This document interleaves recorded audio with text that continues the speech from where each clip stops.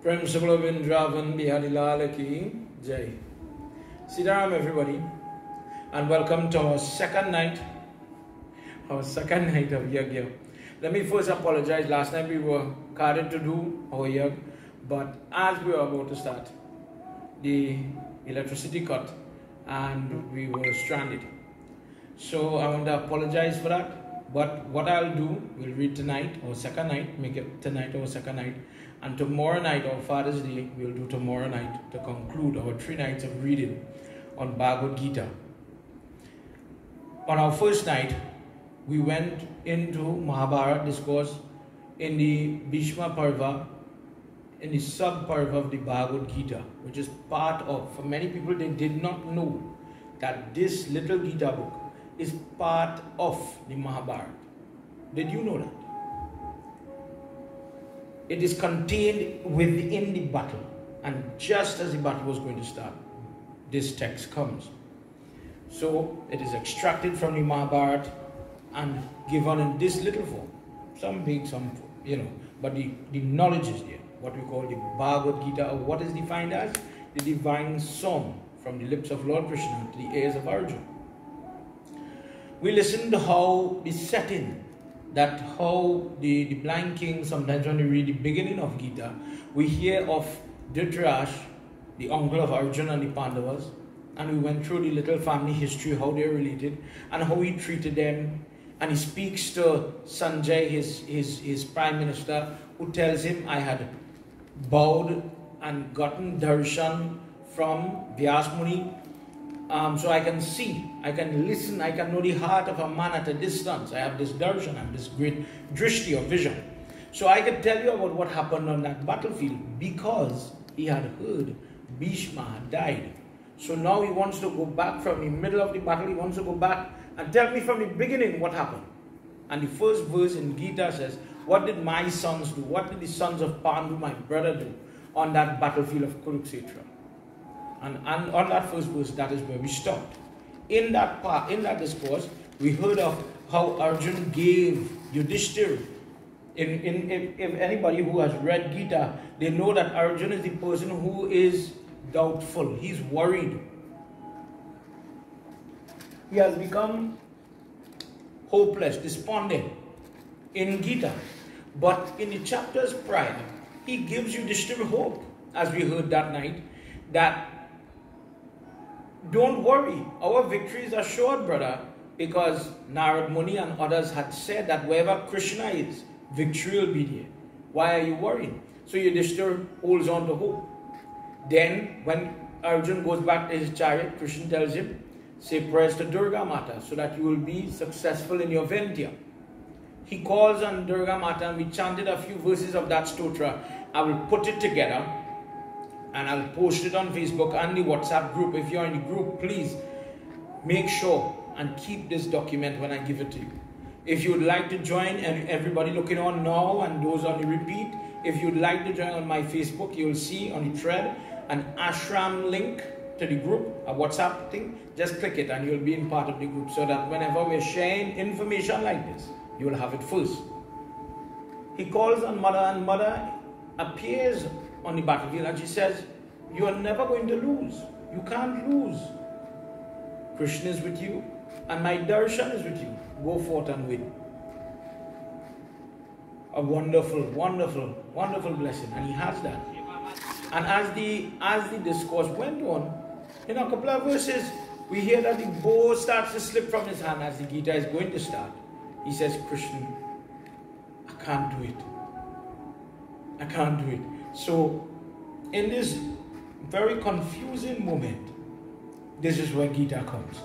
And this is why, at the beginning, we hear of Dhritarashtra asking these questions. We understood, maybe for the first time, if you've never gotten this part, because I said it before, I'll say it again, sometimes Pandit assume everybody knows what is happening in our text. Sometimes we overlook, we make references that Lord Krishna said and Lord Krishna said, and there isn't a moment where we are teaching Geeta itself. And for the love of Krishna, nothing beats Geeta. Tonight, as we move forward, I wanted to, we're using Geeta as a tool because many people don't know how to use the information in here. Let me explain that. We know we have Yagna, we have to read from this text before the Yagna is finished. Do you remember that?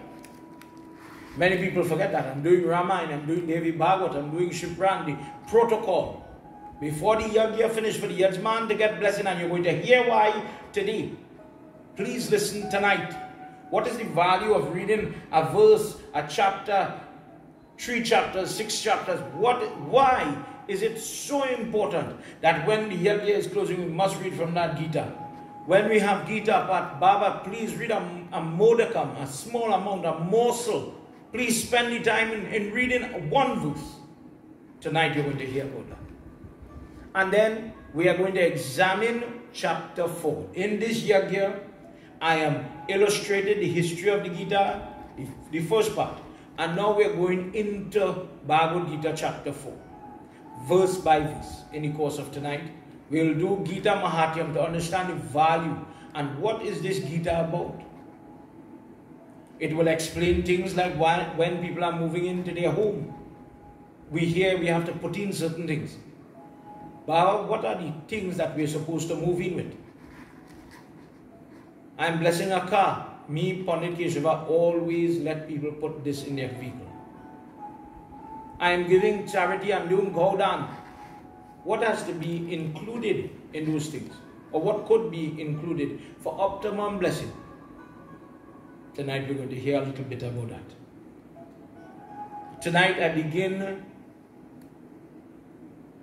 as we have to develop the knowledge of our Gita. I will talk a little bit about that in a little bit. Everybody, let's draw our hands together. Let's put our hands together.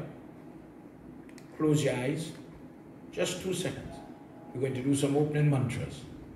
Calmly, coolly, put your mind to God as we are about to absorb His teachings, His words. Prabhu, tonight many will see live and many will look on after. But may you bless all your children.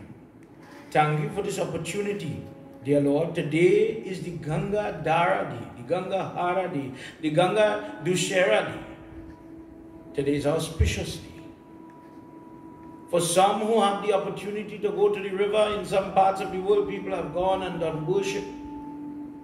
For some, we had to stay in our homes. And we chanted Gayatri Mantra. We did prayer today.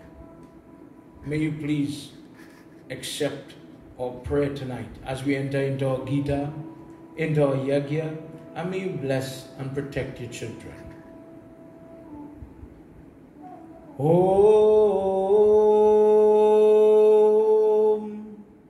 Gajananam Bhotaganadi Sevitam Kapeta Jambu Palchara Bhakshitam Umasudam Sho Kavinashkarakam Namami Vigneshwara Parapankajam Sarvamangala Mangali Shive Sarvartha Sadhike Sharanye Trayambike Gauri Ho Narayani Namostude Gurur Brahma Gurur Vishnu Gurur Devo Maheshwara Gurur Sakshat Param Brahma Tasmai Shri Guruve Namaha Om Namo Bhagavate Vasudevaya Om Namo Bhagavate Vasudevaya. Om Namo Bhagavate Vasudevaya.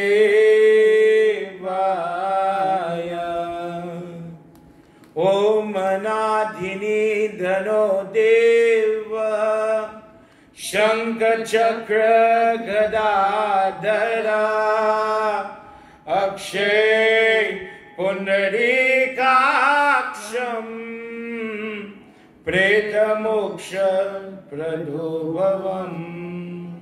Vindravan Bihari Lal Ki Jai. Again, Sitaram, everybody. For those of you joining in, please remember to share the satsang so that others can enjoy and learn as well. Tonight, we enter Varahapuran. In Varahapuran, it is where we are finding this thing called the Geeta Mahatyam. Geeta Mahatyam is where a conversation happens between Mother Earth, Dharti Mata. This is at the end of Krishna Leela. Krishna, according to Bhagwat Puran, Krishna gives up this form, this form where he is the head of Dwarka. Dwarka goes into the sea. The chariot goes back up to the heavenly. Sudarshan Chakra leaves his hand. And a hunter by the name of Jara shoots an arrow, and his dark foot resembles that of a deer. As he's playing with the Yamuna, he's leaned back against a peepal tree, and the arrow entered into the ankle area. As the foot is bleeding, Jara comes to see him in that pain. Now, the two-handed form of Krishna transforms into the four-handed form of Mahavishnu. Jara says, why have you allowed me to commit this?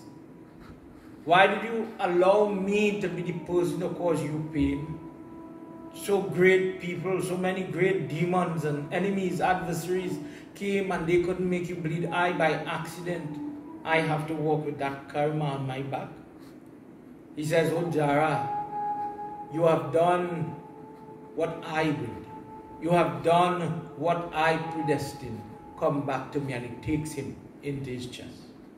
From there, Mahavishnu is leaving Dharti Mata, Bulok behind. He's leaving this earth.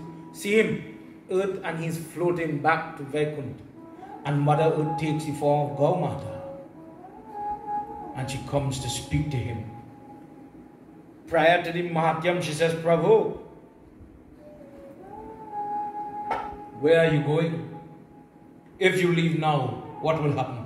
Tonight, permit me to read for you before we end in the Gita, just a few verses of the Mahatyam. Mahatyam means greatness of this Bhagavad Gita, as he has to explain this to Mother.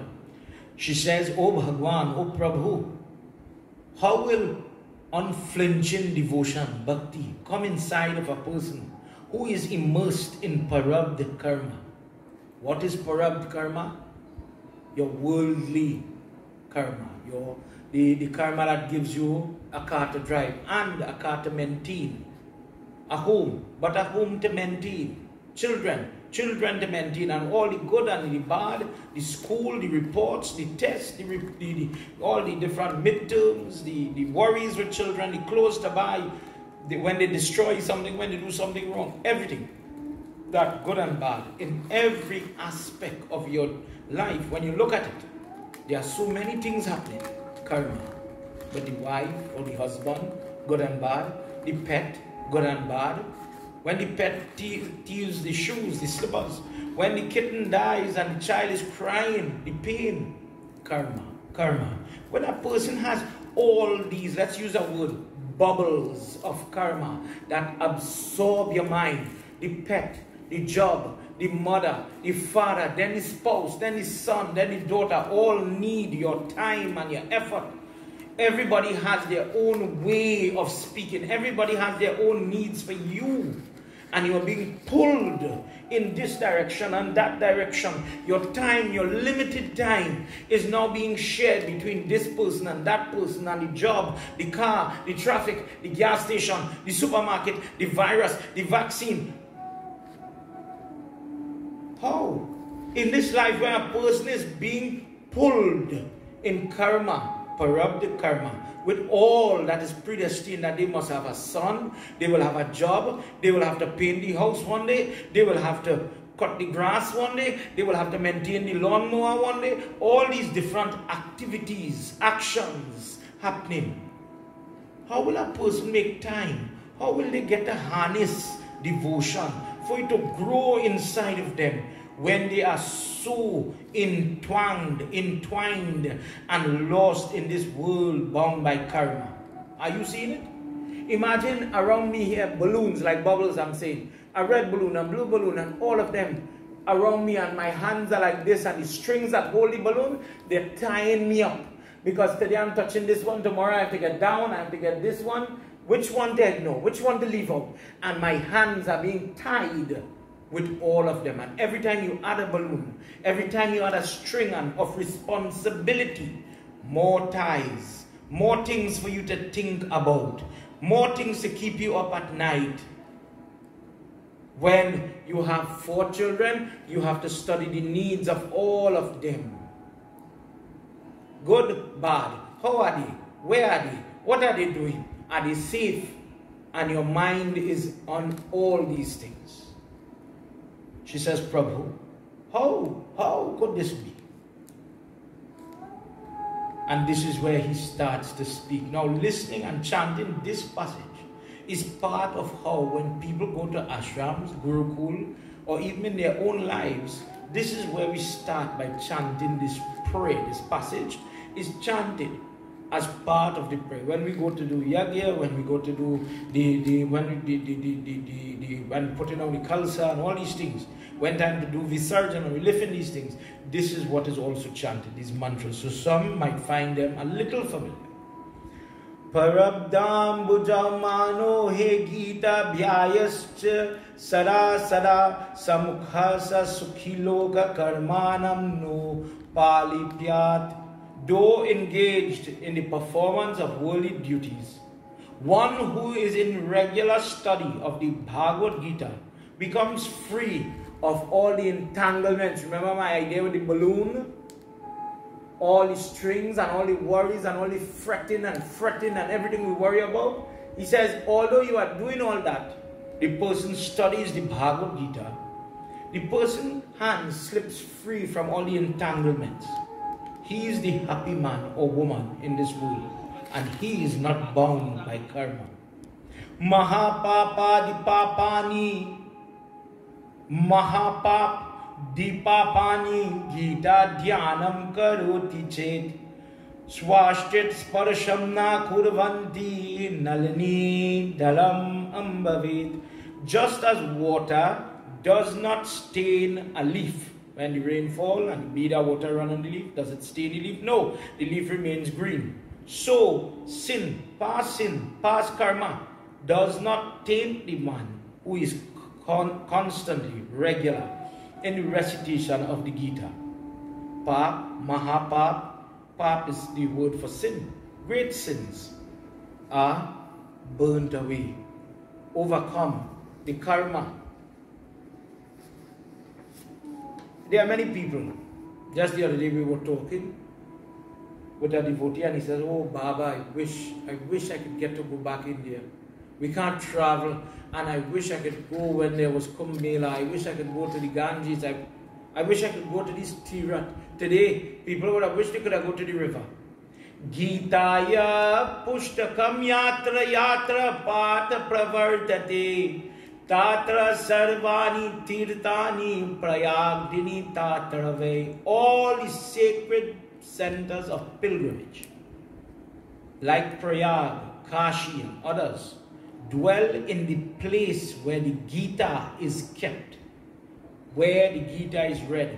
Do you have a Gita, Bhagavad Gita, whether on your shelf or in your prayer room or in your religious corner? As a Hindu, this book, as you will hear, is worshipable. We are supposed to have this in our prayer room and arati the book next to the murti. Maybe wrap it in a piece of yellow cloth. Listen, where this book is kept, all the areas, the auspicious places that yatra, people go from place to place. Just by going there, a person gets blessings.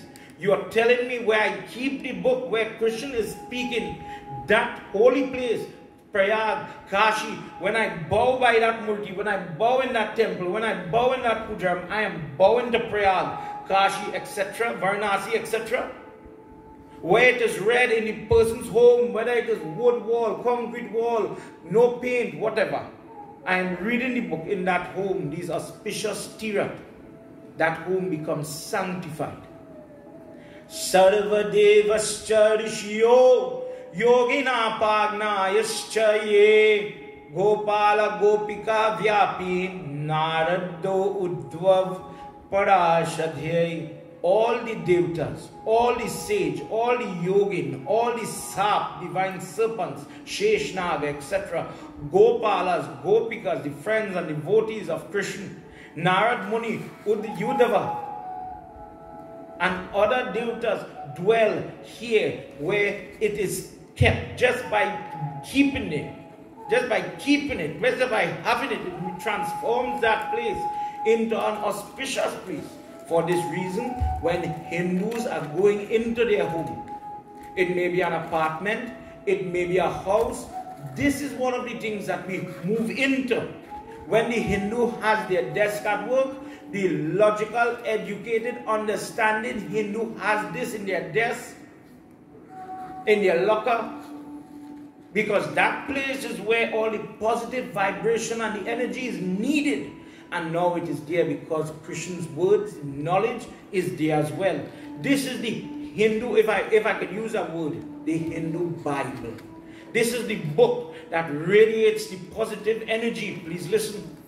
Sahayo jayate shigram yatra Geeta pravartate yatra Geeta vicharyascha patnam shruyatam tatra aham nishchitam prithavi nivashmi sadaivahi. Help comes quickly where the Gita is recited. So we have a puja. I would like to do Gita part. I had a death in my family and I would like to have Gita part. What is it so important? What's the big deal about having a Gita part? Help comes quickly where the Gita is recited. O Bhumi, O Mother Earth, I dwell, I live, Krishna dwells where it is read, where it is heard, where it is heard. So that means right now in your home, in your living space, where it is taught, where people discuss it, where it is contemplated, I am there. Gita Shastra Aham Tishtami Gita Mechotamam Griham Gita Gyanam Upashritya Train Ukhan Palayaham. I take refuge in Gita. Krishna seeks refuge here. The Gita is my best abode. So this is a form of Lord Krishna. So I bow it, I read it, I talk it, I pray it, I hold it. In moments of fear, I have it. So maybe for the lady who's traveling, this could be in your purse. And let Krishna be there with you. The Hindu, when they are traveling, when they get a chance, I don't understand every word, and this is what we have to work on. But maybe we could get into the habit, because he says where it is read, I'm there. Read a verse on your lunch break. Have it. Keep it.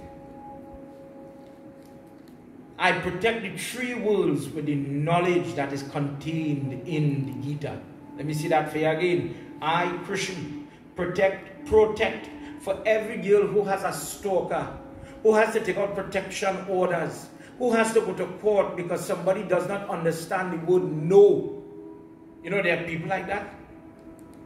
Do you know how many goddaughters, godchildren are afraid Because there's somebody who is calling their phone, calling the phones of the friends, calling the phone of the mother, calling the phone and terrorizing people because they wouldn't want to be with them or sexually engage with them or do something that they don't want to do. But you must do it, because if you don't do it, I'm going to terrorize you, I'm going to kill you, I'm going to advantage you some way. Besides the police, besides the court, because this pundit is telling you, you don't endorse that type of behavior. You stand firm and you go and you make a report. Step one. But then you protect yourself. This is that.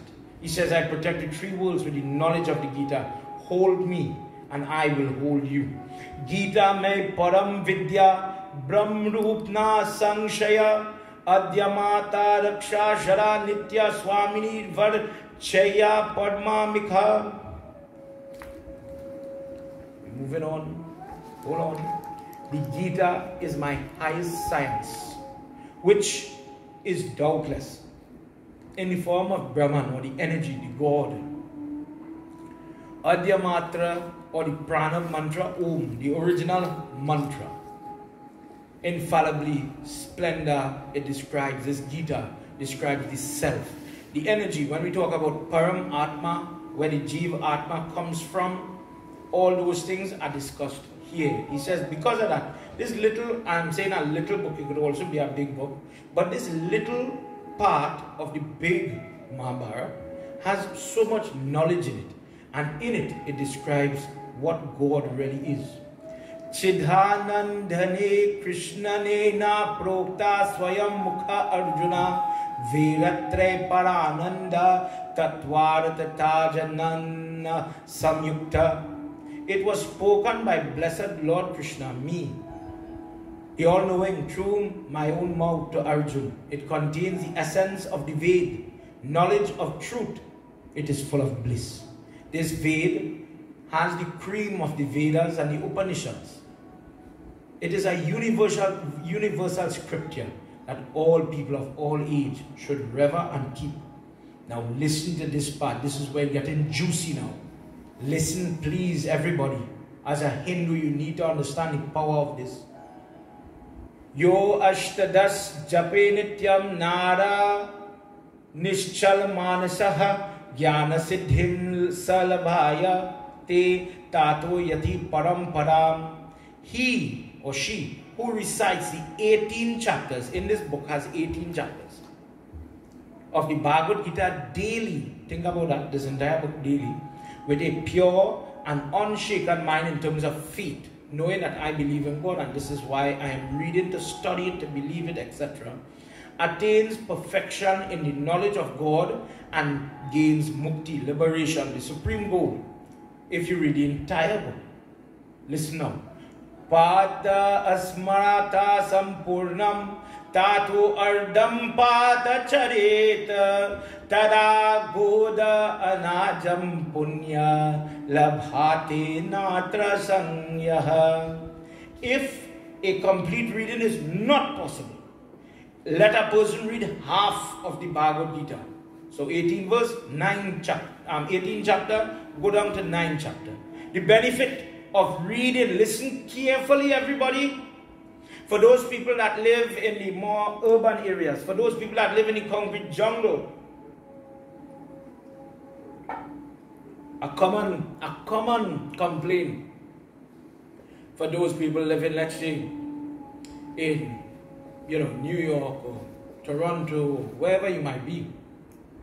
Where or how will I be able to do go down? I hear people talk about the benefits of go down in Garud Puran, but how will I do that, Baba? Listen. If a complete reading of the Gita is not possible, if only read half the book, 9 chapters, he gains every time you read that 9 chapters the benefit of gifting the cow as in dhan. There is no doubt of this. Please remember that. Reading the half of the book gives you that. Today is a day, as I said, people would have wanted to bathe in Ganga Jal, go Tira to the river, etc. Listen. Trey bhagam padamastu Ganga snanam phalam labet Shadam sham Japamana innastu som yagya phalam labet. He, if you can't read half the book, he who recites one third is 6 chapters. If a person reads 1/3 of this, you achieve the merit of having a bath in the Ganges. If you are a person, because of age, because of sickness, there is no way I could travel from where you are to the Ganges to walk to the steps to reach to the water to take the bath. Maybe because of disease, my body cannot take the bacteria in the area, the air. You know, when you go, you get traveler's sickness and all these other things. I can't take the risk. Maybe I have a stroke and I can't do it. Is there an option for me? Maybe I cannot afford it to reach the Ganga. My dear friend, the person who reads 6 chapters, every time they do it, they achieve the benefit of having a bath in the sacred river Ganga. The person who recites 1/6, smaller amount now, you can't read 6, go down to 3 chapters. The person does, by reading 3 chapters, attain the merit of performing Som Shiv Yagya. Ekdyay yam tu yo nityam pathe bhakti samayukta rudralok navapnoti gano bhutva varishchiram. The person who reads 1 discourse with faith, devotion, attains the world of Sadashiva, Rudra, having become a Gana when life leaves the body.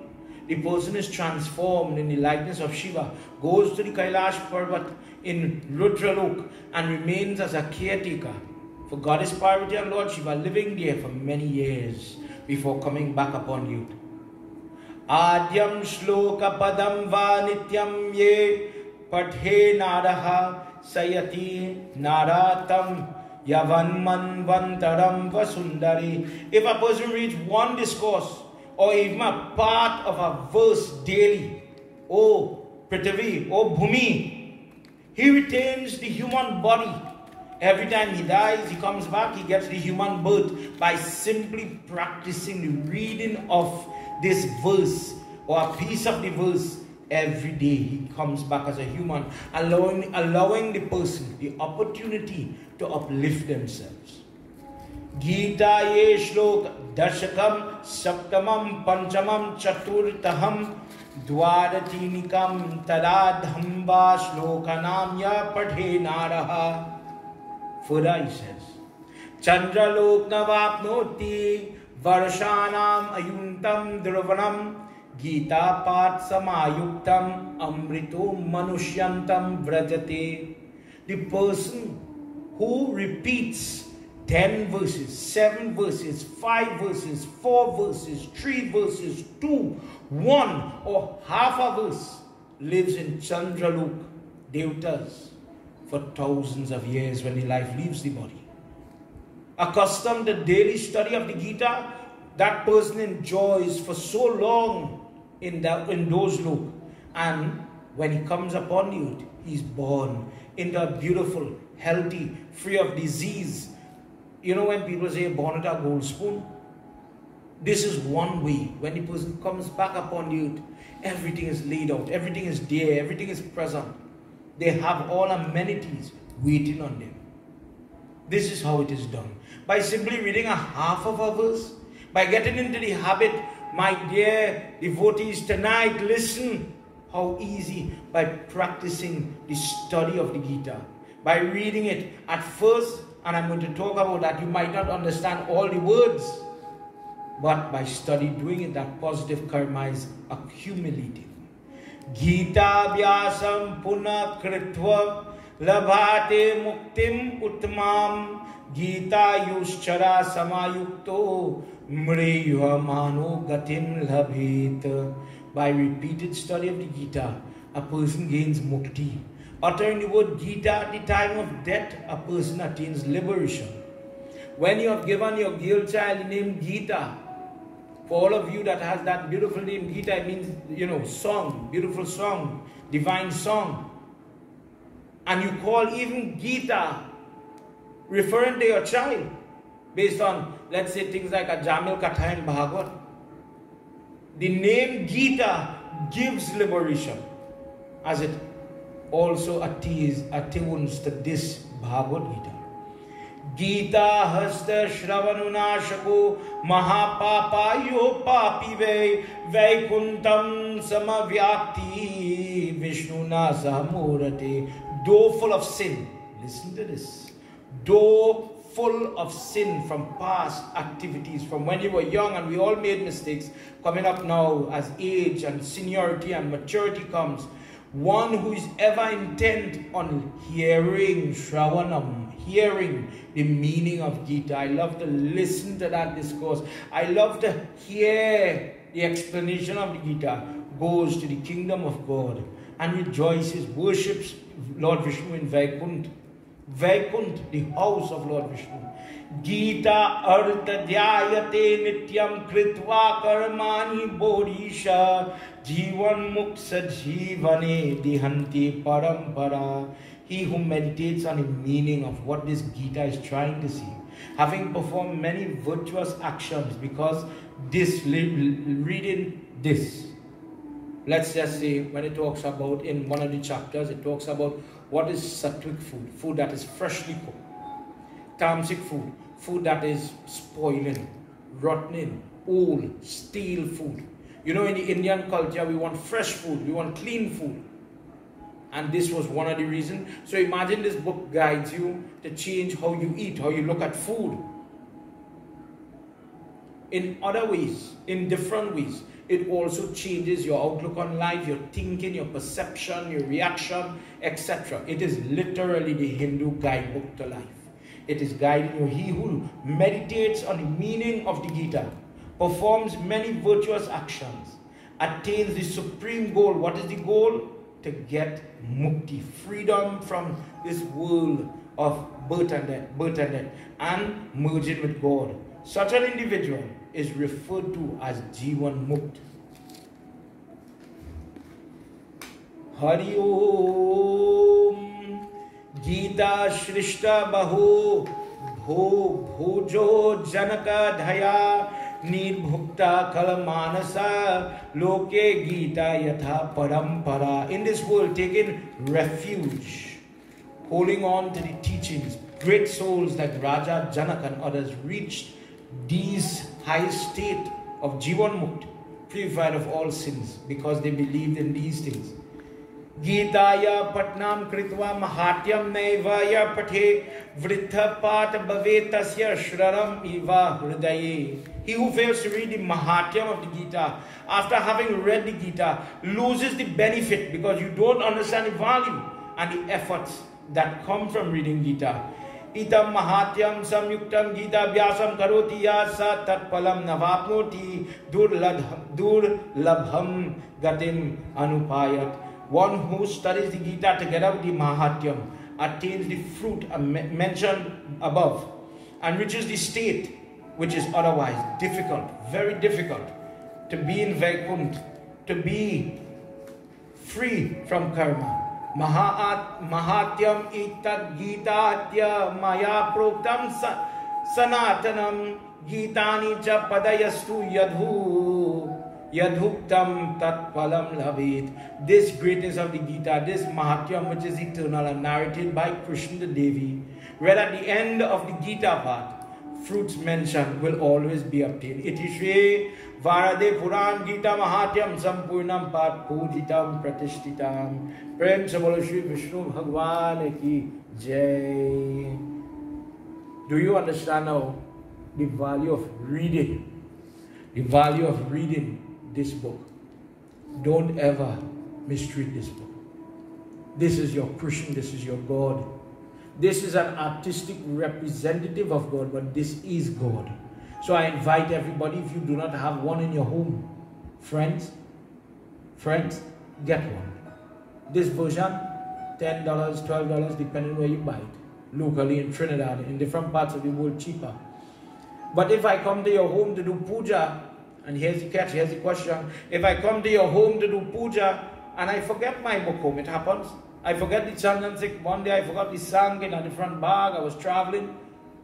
And I said, friend, devotee, Chelha, could I borrow your Geeta? Would you have a Bhagwat Geeta tied in cloth out of reverence? As simple and small as that version is. Do you have that in your home? Is it part of your prayer shelf?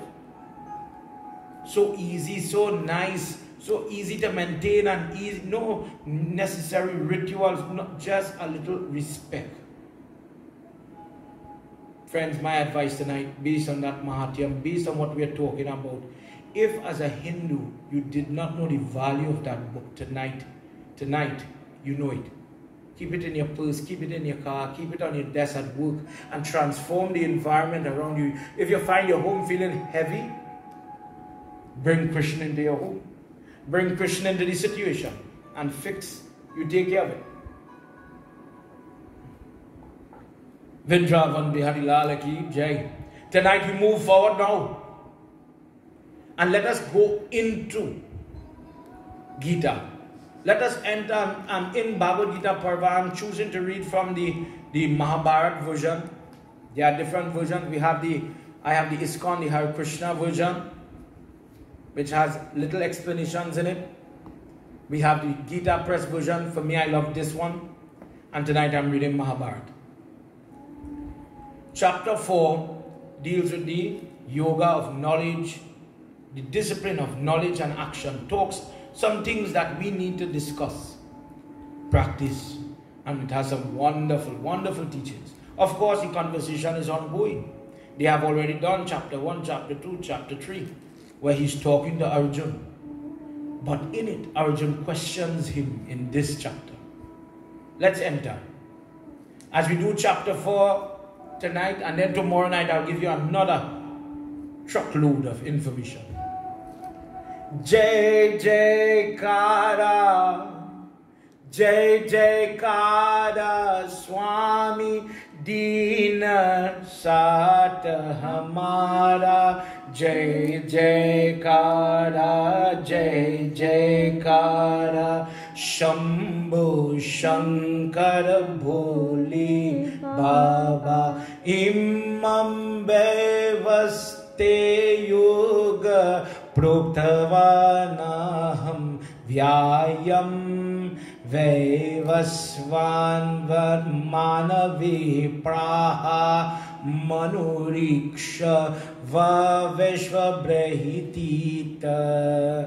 Jai Jai Kara, Jai Jai Kara, Swami Dina Sata Hamara, Jai Jai Kara, Jai Jai Kara, Shambhu Shankar Bholi Baba, Umapati Mahadeva Ki Jai.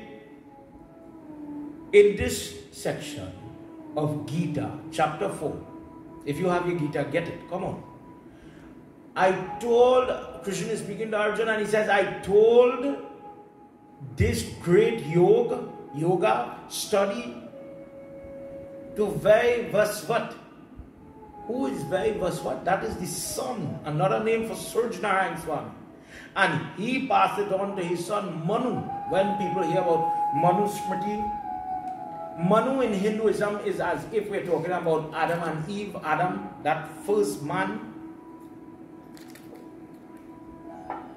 So when God creates the solar system, there's a conversation Krishna is saying where he teaches the son all of these different yoga, Sankhya yoga, Karma yoga. At this time he's talking about action.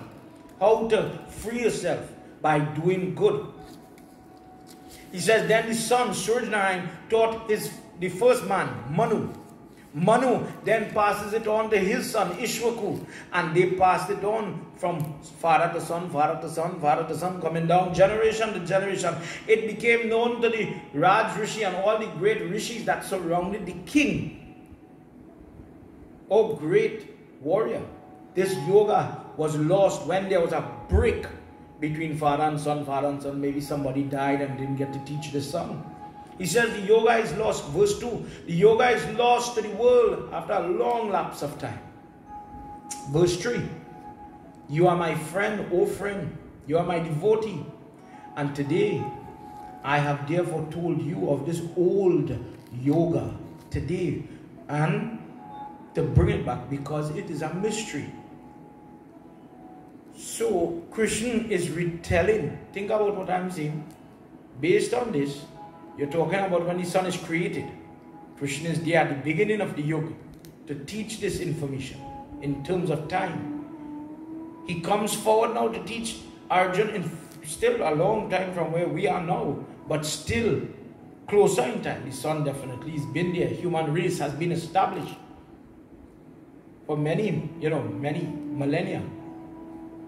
Arjuna asked the question, Narayanaya Krishnaya Paramatmaya Namo Namam Aparang Bhavato Jannam Parang Janam Vashvata Kathameda Vijayaniyam Tvamadav Proktavaniti Narayana Krishnaya Paramatmaya Namo Namam. Listen to the question, verse 4 now. Krishna, your birth is now. Your birth, we are of similar age. Your birth is now. But Vaivashwan or Surjanarayan Swami, his birth is prior to both of us. He's, very old. How then shall I know that you first told it to him? How are you saying this, friend? And remember the first time when I was reading, at the beginning in Mahabharata, Krishna, although he has power, although he's all these things, he's also friend. He has not become the guru yet. It's now that transition is happening. It is now that the knees are bending as Arjuna is listening to Guru, the person who's teaching him. Krishna is friend, so much so. Let me paint the picture here. When the dice game is going to happen, where Yudhishthira will lose himself, lose his wife, his brothers, his castle, his everything. Krishna warns him, Yudhishthira, do not go into that gambling match. Do not go into that dice match. And Yudhishthira ignores the advice of a friend and he says, no, I will do it. And Krishna remains away. He does not stop him. He does not fight him, knowing what was coming. So prior to this, Krishna is like a friend. But in the life of Arjuna, something is going to happen. Training, teaching, the guruship. Let's use the word guruship, teacher. Is going to, this part is coming now, verse 5. Many births of yours and mine, O Arjuna, have taken place. You and I have been born time and time again. And I, Krishna, know them all, O great warrior. But you do not know your past. I am unborn in my true form. The energy, the Shakti, let's imagine like a cloud without form for children to understand. Imagine a form like a cloud. No male, no female, no crown, no attributes, fair, dark, etc. Unborn. I have no beginning, I have no end. Though I am imperishable, though I am the master of all the elements, all the energies come from me, out of my own power. Imagine a cloud take a human form and we call him Krishna. He chooses to take form. I take birth, I take form, resting on Nitya or Prakriti, depending on the Devi, on the energy. Yada yada hi dharmasya. Remember that verse? Glani bhavati bharata. Wherever, O son of Kundi, virtue declines and sin goes up, I come. I go, let's say from the cloud again, I come. And why am I coming? We know this verse. Remember the Mahabharata so long time? Yada yada hi dharmasya. Remember that at the beginning? All it means is I am explaining why I take good. Arjuna, I come upon the earth, verse 7, that very popular verse. I come I take form, I manifest from the cloud of energy. And I'm saying it like a cloud, everybody, just for children to have an image in your mind, because it is, you know, like, let's say for those people that studied science like myself, when you go to the class and somebody say, imagine or get in your mind electron, proton, neutron, atomic energy, things you cannot physically see. The concept is very hard to get in your head. What to imagine if there's no pity?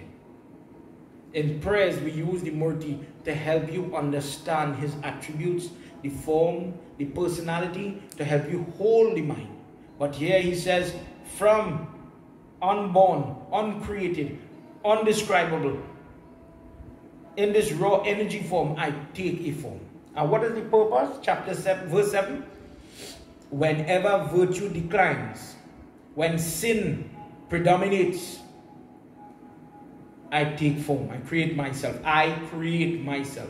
From myself, the cloud, I come as, let's, in this example, Krishna. Paritrana sadhuna vinashaya tha dushkritam dharma sanstha. You know the verse. I take birth, age, listen to the meaning. Verse 8. I take birth, age after age, for the protection of good and the destruction of wicked, and for the establishment of dharma, of piety, of true religion.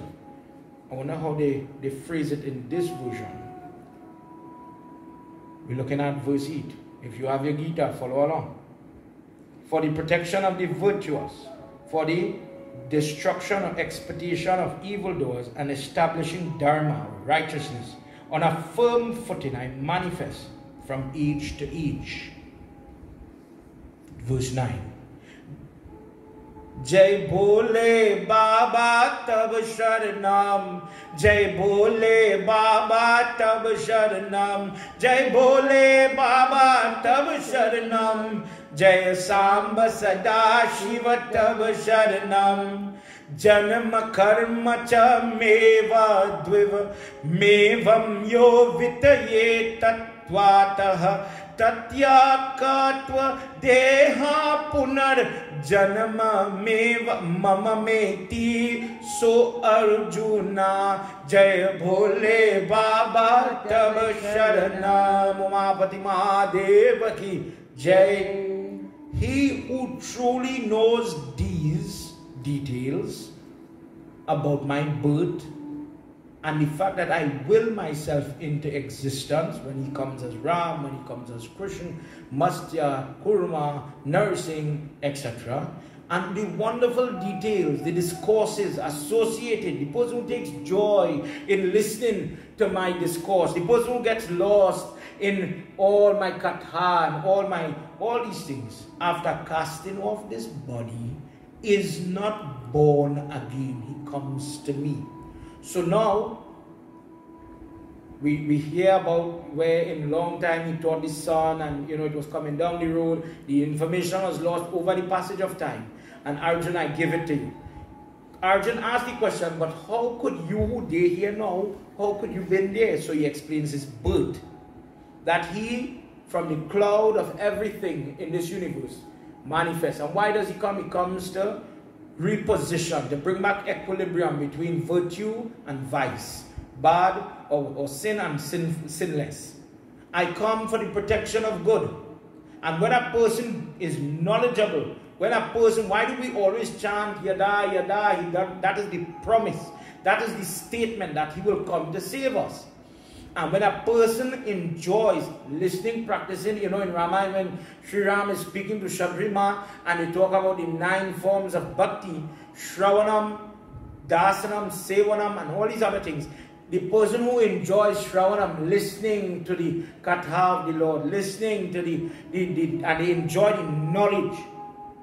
And understand that whilst I am explaining like in the imagery of a cloud, we are still using the words of God. This is where I just want to pause for 1 second.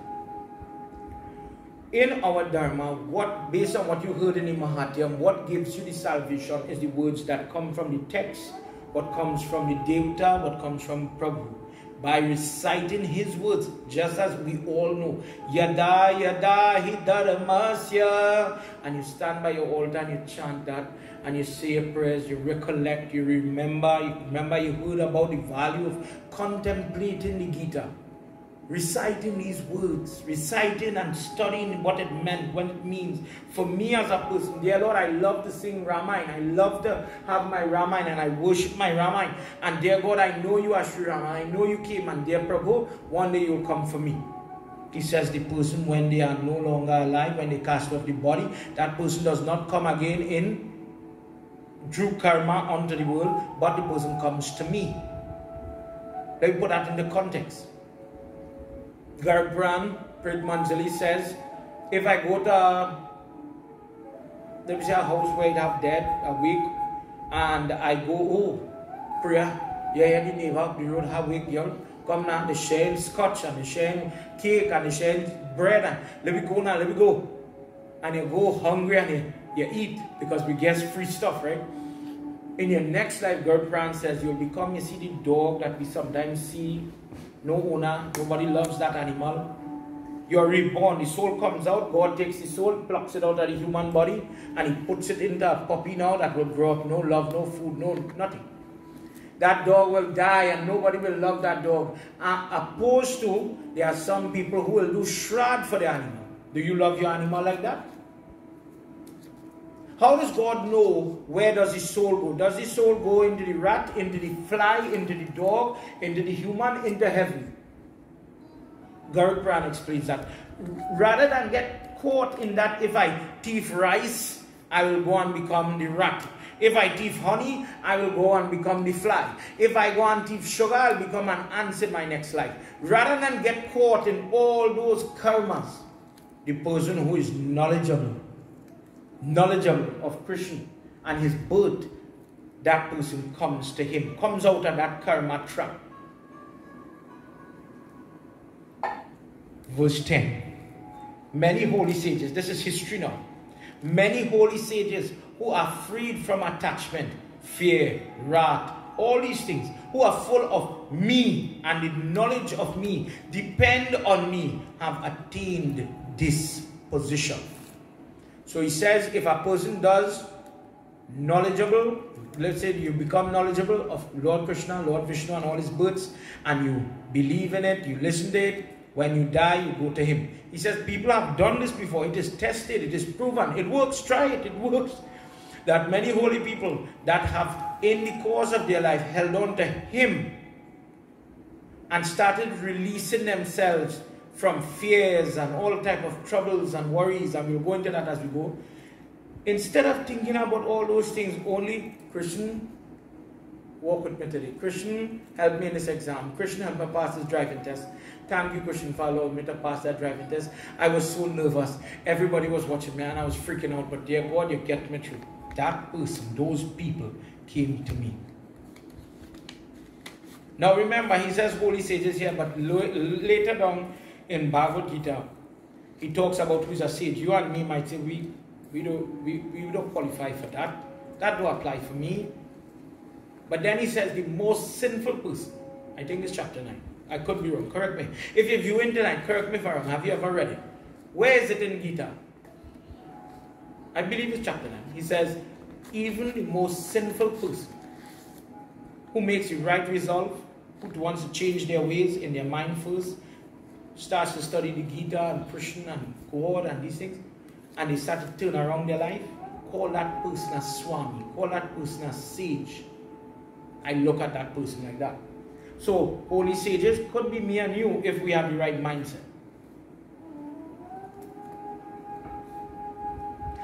Verse 11. I bestow my favors on all those who worship me. In which way? All men follow my path every day. Let's see how they translate this verse. Arjun, whosoever, however, a man seeks me.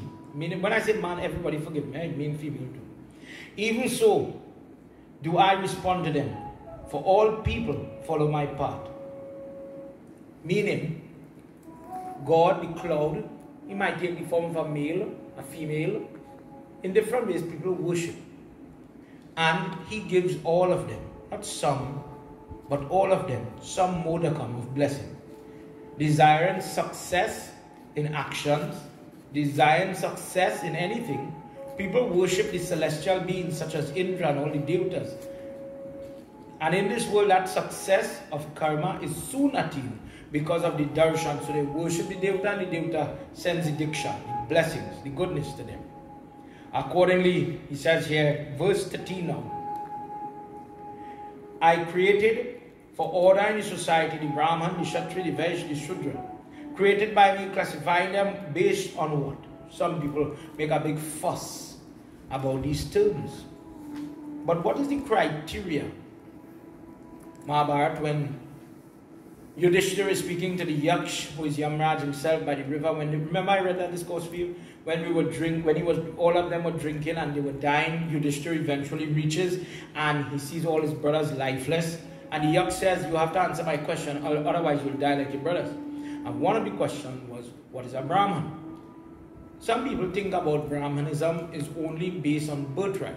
But it also has, and he says it here, that based on the person, I'm referring to verse 13 in chapter 4 of Bhagavad Gita. He says, I created the Brahman, the Kshatriya, the Vaishya, the Shudra, created by me, classifying them based on their guna, predominant in each person. Corresponding duties to them, through the originator of this creation. Know me, the immortal Lord, not to be the doer, but because of your behavior, because of your mode, because of your way of thinking or doing, when he talks about the gunas, your predominant behavior, sattvic, rajasic, tamasic, things to come later on, he says this is how you are created. So the person is born with this disposition, their mind. Some people are born with a high temper. Some people are born with a calm, cool temperament. Who does that? That comes because of your past karma. This is what he's trying to say. So in the discussion, going back to what Yudhishthira and the Yaksh were saying, he says, yes, it could have from birth, from genealogy, but it also comes with the person's guna, their character, their behavior, not one or the other, but both. Then there's also the knowledge of Brahman, or the knowledge of God, the belief, the faith, and we'll touch on that just now. So he says, verse 14. Namam karmani labhayanta ti name karma pale smritaha iti mam yoga bijanati karma bhina navyayate. Actions do not touch me. This is the nature of Krishna. Karma, when he says action, this is the English version for karma. Karma does not touch me. I have no attachments for anything. He who knows me is not tied by karma. He who knows this about me, meaning God is not following, he does not have to follow the rules of karma. He's above that. Knowing this, men of long ago, throughout time, have become desirous of emancipation from the karmic cycle of birth and death, performed good actions, good karma, and therefore you too perform your karma, do your duty, as was done by people before you. And in doing your duty, do not hold to desires, but do your duty. Simply do it and become free in doing it. What is karma? Verse 16. Even men who have true Gyan, knowledge, is confused by what is karma and what is akarma. What is karma and what is, inaction. I shall speak to you about karma, just in this verse, in this chapter. Karma. Learn it, which you will be freed from the evils of this world. One must know what is karma, verse 17, one must also know what is Vaikarma, or those things that are not to be done. One must again know what is inaction or akarma. And the nature of karma is very confusing. The person who sees inaction, the person who sees action in action, this is a wise person, a yogi, because whatever he's doing, the action, what becomes inaction when you are doing it just to get through. You are doing it Do you work just to provide, or do you work because I want to have more money than the neighbor? You know, with some desire, it's only about the money. I want to go to work because I help people. I want to assist. You know, I'm an electrician, maybe I can do a little Seva and help the person fix their plug rather than doing it for some reward. The learned men call him wise whose actions are freed from desire. So this verse clarifies this a little bit. The person who is free from desire and will, and whose actions are burned down by the fire of knowledge of what? God. Whatever we do it for God. Whatever we have to do, whatever is our prescribed corrupt karma. What is there if I have to till a field, if I have to cut the grass, I do it, but I do it with God in mind. Getting rid of desires for the fruit of action. I'm doing this only to get the money. I'm doing the prayers only to get the particular blessing. The person becomes contented because they are doing whatever activity, but they are calm. They are not perturbed. They are not angry. Think about if the check don't clear, or you don't get the money, or the person snub you, or they didn't give you a tip in the restaurant or something, and you feel like I only behave good because I wanted a tip. When I don't get the tip, or the tip is not what it's supposed to be, I'm so upset, I'm angry. No. When you do something, do it from the goodness until you reach to that point. Eh? Do it from the goodness of your heart. Do it just for doing good. Do it to your best. And in it, inside, within you, you will find a calmness come out. Such people engage in this type of karma. Although they are doing, they are not doing anything that would entrap them. When they talk about inaction, it comes like you are just floating in this life. But you are not doing anything to trap you. Like when I was talking about eating in the dead house, you become free from that. Being devoid, verse 21, being devoid of desires, having the mind and the senses under control. So I am not jealousful, I am not greedy, I am not haughty, I am not filled with anger, casting off all concerns about the worldly object, what the neighbor put up in she house, which lady look nice on the road, who buy a new car, all these different things. You who perform action for the preservation of the body incur no sin. So, in other religions, such as Jainism, in their practice, for example, they wear a mesh, like let me say a mosquito, my words, a mosquito net. Especially for people in the Caribbean, they're not too accustomed with that. They have a covering for their mouth because they believe by breathing, I am killing microbes and germs. But when you are not concerned about the act, I'm trying to kill all the bacteria, think about that. As crazy as that sounds, although you are doing, your mind, your purpose is not on that. Do you think about when you breathe what you are doing? And he says the person incurs no sin. In this example, for this reason, in Sanatana Dharma, what we call Hinduism, we don't have that mesh over our mouth as some people do in India.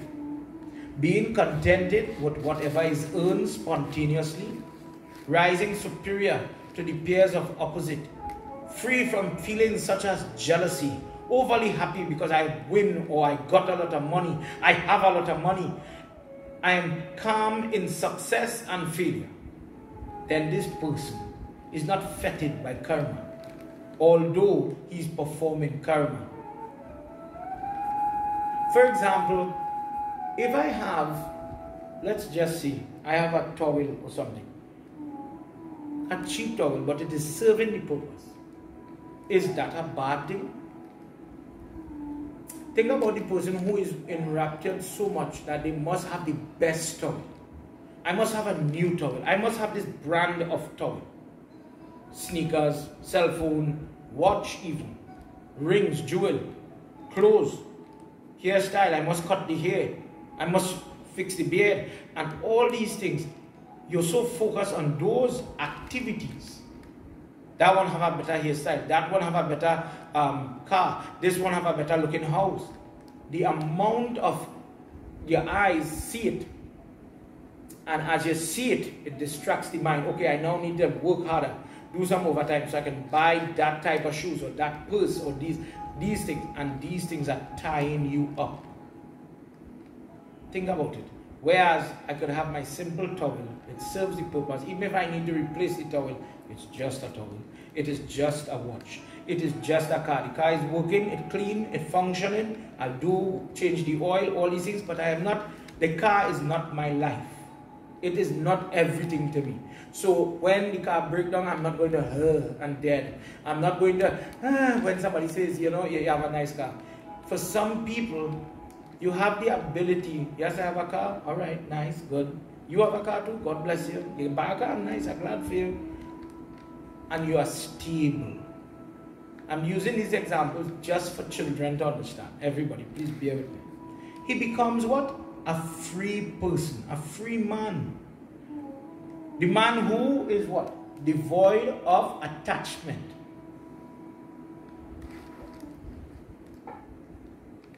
I have a house, I have a car, I have things. For all my university students, you know, you're pursuing a degree in MIT or Harvard or UV or wherever, prestige. There's a certain amount of pride. When you get the degree, you realize how small you are in this world. Because you know what? You have the degree, but you have no work experience. You still can't get a job. You're still lesser than. Think about that. So then, you have a degree, okay. You work, all right. Yes, I will have the salary, I'll pay the bills, calm. But think about the mindset. Think about the mindset, the hunger. I must have more. I must have better than my sister. I want to have better than my brother. I want to have this, I want that. He could cook that, I want that. He could eat that, I want that. If you eat, you get subsistence. God, give me this today. Thank you for what I have. God, give me that. Thank you. The day I can't get the nicest food, God still give me food. Thank you, God. I'm grateful. When a person, how do you get to this? This is an image in same chapter 4, but verse 24 now. Brahman, or the cloud, imagine the cloud again, God, issue. He is the bowl, let's call it the katura, that has the ghee. He is the ghee. God in all his, energy form, the cloud, I'm saying cloud, the formless form of God, is the fire.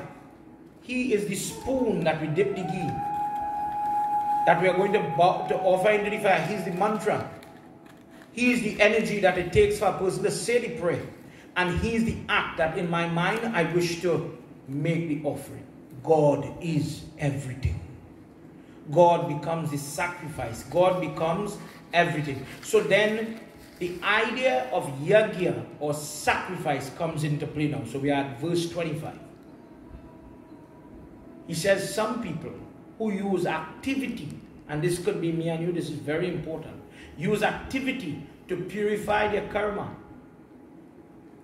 There are different types. He says, please listen. Some yogi, what is a yogi? A person who is following a pathway to find God. That's all. So me and you could be that. When you make up your mind to do good, to be calm within yourself, how do you do that? It sounds so mystical, it sounds so, like fairy tale, but all it is, do what you have to do, but do it in such a way that you don't become a slave to it. There are some people that have a car, we do what we must, so you clean your car, you maintain the tire, you put the oil, but you don't have to talk to the car, and if the car got a dent, sit down and cry. I once knew a friend, she was a teacher, and when the car got a dent, she bawled like somebody was dying. You're cast into the depths of depression. And that is applicable to every aspect of your life. Somebody might say, that's being childish. As they say, the young boy gave first car, he loved that more than anything in his life, that's his life. There are some people who live their life like that for their whole life. The houses, all your life, this location, this place, this job. Oh, I work for an oil company. I'm an engineer. I'm a doctor. Do you know that I'm a doctor? Did you know that I am a doctor? The titles that we have. I'm a pundit. Let me use myself. I'm a pundit. I'm a Brahmin. I'm a man and you are just a woman. in different ways. People hold to things and it becomes that their persona. You know, I'm a member of the IPC, the International Pundits Council, and our leader, Dharmacharya Pandit Hanan, he would always call me and critique when I'm doing satsang. And sometimes I forget to wear the mala or to put the ticker. You all know me, it's the truth. And he wants me to have a standard, what did you have to do it right? This is somebody, I know him and respect him and love him. I love his brothers, that family, the sisters as well, since I was a little boy. So when he speaks, I listen. And left to me, to be honest, everybody tonight, I put on a merino and we do the satsang normal. But when you take it too far, when this becomes you, when the doctor, the job, your salary, the family, we belong to this business family, and those things being more to you than the God, everything has value in it. Eh? Do your job, do your job, do your job, do your job, because everything in doing your job, that is God. I'm doing it because God made me do that. God made me a pundit. And when I do my worship, when I help somebody, when I guide somebody, I'm doing what God wanted me to do. And it is not simple to do. It is, he did say, it is technical. It is a web, because you have to break, you have to try and get into it to do the right thing. He says there are ways where you could use karma to free yourself of sin. He says some people who walk the pathway to God of yagna, of sacrifice, they worship the celestials one time, another time, second time. Others, however, offer under the sacrifice in the fire form, where they offer things into the fire. Others offer into the fire of self-restraint, all their senses, the sense of hearing, and others, where people refuse. I am not going to listen. Just a simple example. I am going to train my body in such a way that I don't engage in listening to gossip. I am not going to listen to garbage. I am not going to listen to polluted or substandard music. I'm going to listen to music, let's say things that could maybe calm you while you're sleeping. Something that could uplift you in terms of, bhajan, stotra playing in the cassette, in the radio, I said cassette, the CD or whatsoever in the car or whatever. Something that would help me, maybe a podcast that has knowledge, that is going to help me. I am going to only listen to those things. Others, again, offer up the objects of their senses, such as sight, speech, sound, etc. I have the ability to speak, but in many ashram, there is something called Maun Vrat. Maun Vrat is a vow of silence. So some people, they are not doing puja and arti and all these things. They're not fasting and all these things. But I am sacrificing the speech. So I will practice silence. Others offer the actions of their sense. Those who practice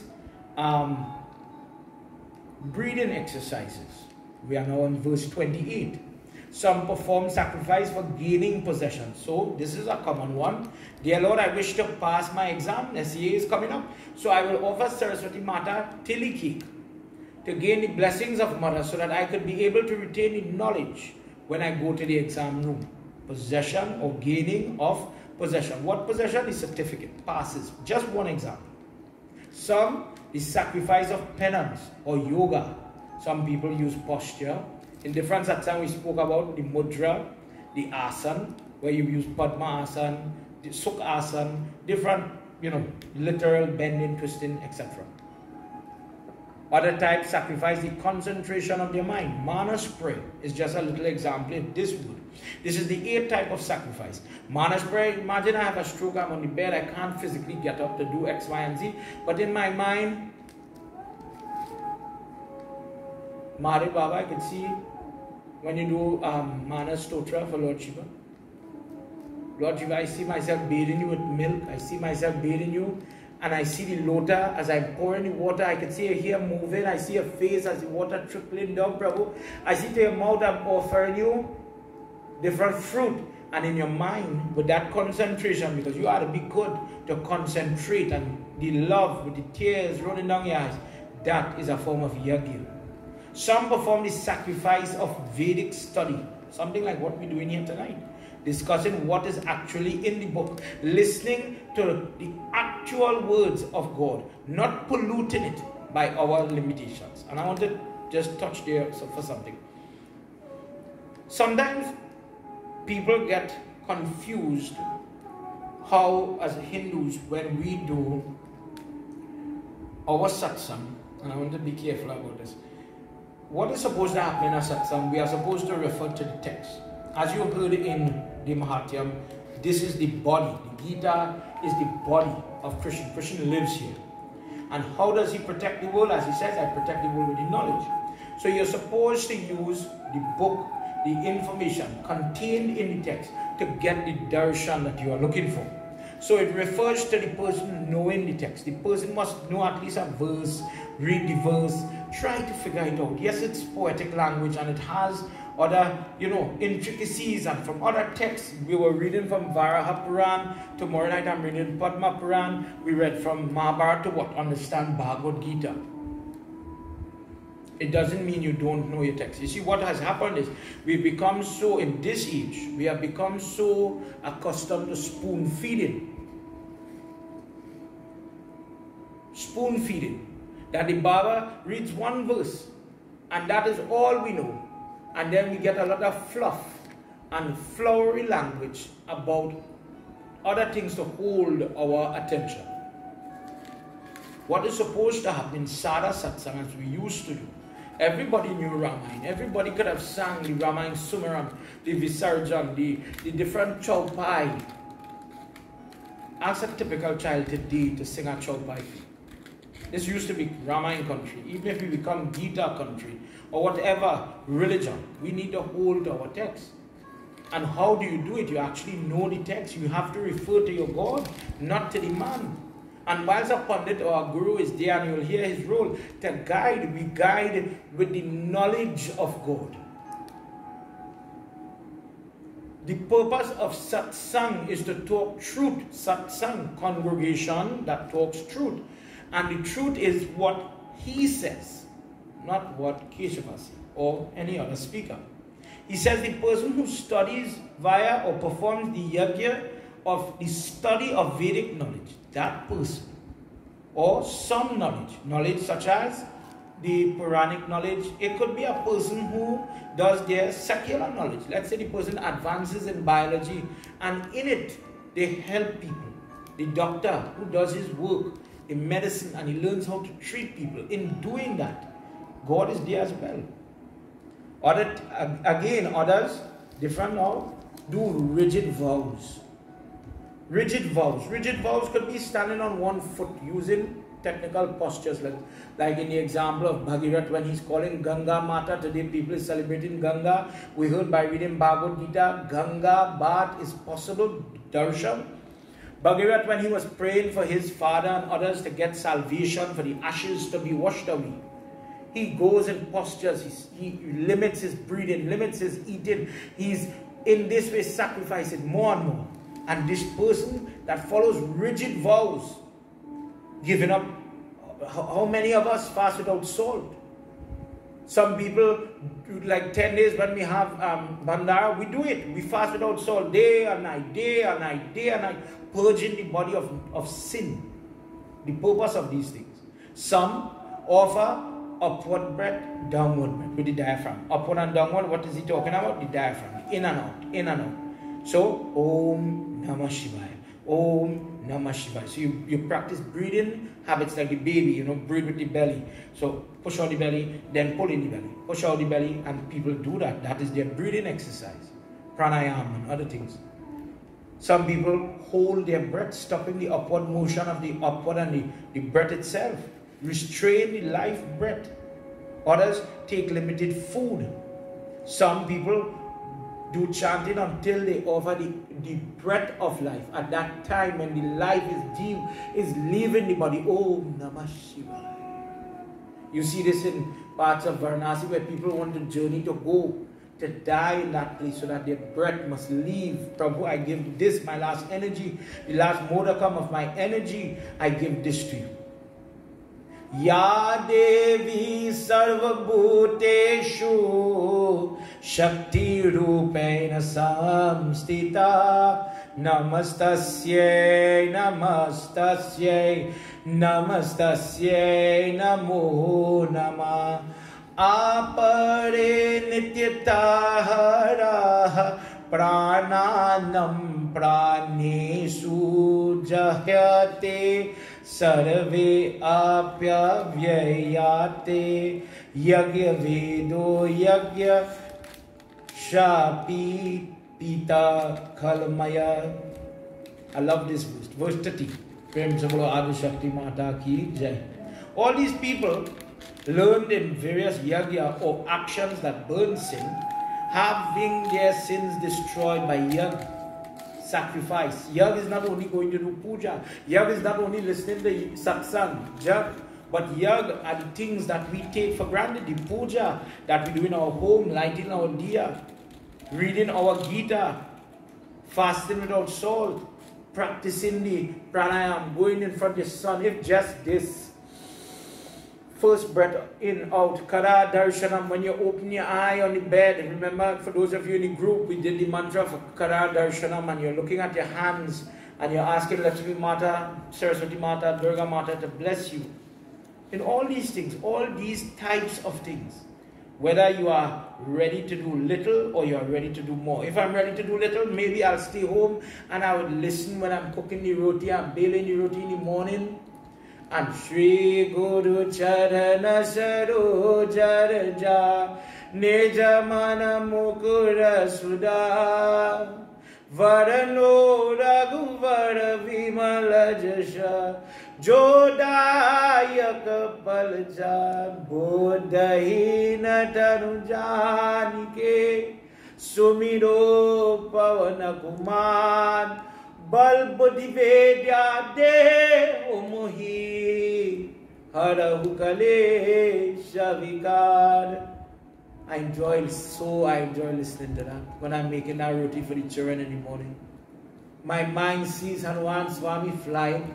If that is all I know, then you are doing the sacrifice to purify that yagya that you are doing by cooking the roti. But I'm thinking about my God. I drive in the car, but I'm singing Jai Hanuman Gyan Gunasagar. And you know what? Me have no way it means, to be honest. But I love my Lord, I'm my God, I love my God.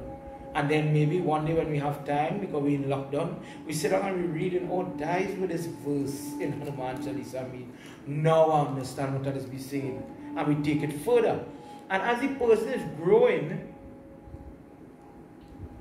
as the person's karma, their history is allowing them to go deeper and deeper and more into their prayer, more and more purification is possible. Know that these people who have done various types of sacrifices, 14 different types is listed in chapter 4. Having their sins been destroyed by the different sacrifices. Every time I say sacrifice, I mean yagya. These different things that you do. The last one, easy one now. Eating the remnants of the sacrifice.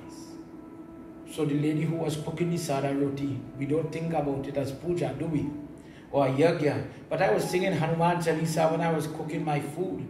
The person who gets that roti to eat, cooked with love and the darshan of God, that person who eats that prasad, which is ambrosia, which is nectar, goes to Prabhu.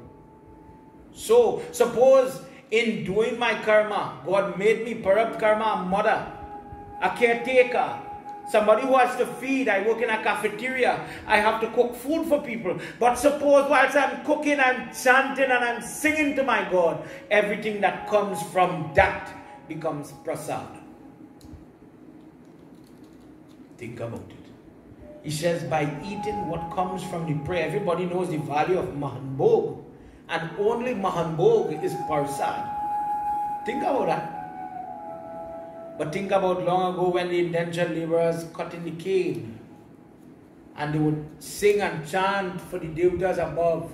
And in doing their labor, not thinking about money, but dear God, bless me to get through. Prabhu, bless me to be successful. Dear God, I'm cutting this and I'm singing for you. Send a cloud in the sky. The labor, the sugar that comes from that labor, that becomes prasad because it was offered to him. The duty, the act that they are doing, the work becomes an offering. That is where the word sacrifice comes from. Oh, best of the Kauravas, this world is not for those who do not perform any. You have 14 examples of sacrifice. The person who does not perform any type of yagya, that person is not going to be happy in this world. What to say about the next world? Verse 32. Those sacrifices of various types are all explained in length in the Vedas. Know them to be the result of your past karma. Knowing this, the person becomes freed from the luck, the trap of karma. Let's see how he says it in this version. Verse 32. Tonight, whatever I read, may this also assist those that are home, those that are sickly, those that are ailing, those that are fighting COVID, those people that have lost their loved ones. I read tonight for you as well. Verse 32 in the Geeta Press version. Many such forms of yagya or sacrifice have been set out in the Vedas. Know them all as involved in the actions of the mind, the senses and the body. What does that mean? Let's imagine I want to do puja, simple puja. Tomorrow is Ekadasi. I want to do Vishnu puja, Satnarayan puja, Krishna puja at least. It starts with a thought in my mind. The cleanliness. I want to make sure the made lipi. I want the best flowers. Priya have parijat flower and jasmine flower outside. I'm going to go for the fresh flowers, the good one, not the one that fall on the ground. I want flowers that have scent, so the senses, the look, the smell, the incense, they are involved in the quality of your puja. And the body, I'm putting the chandan, I'm putting the flower, all the different things. I'm tasting the panchamrit. All these things are involved in all, not this one alone, but all the sacrifice, all the yagyas, the types of yagya. Thus, knowing the truth about them, you will be freed from karma by doing your duty, but doing it in the right way.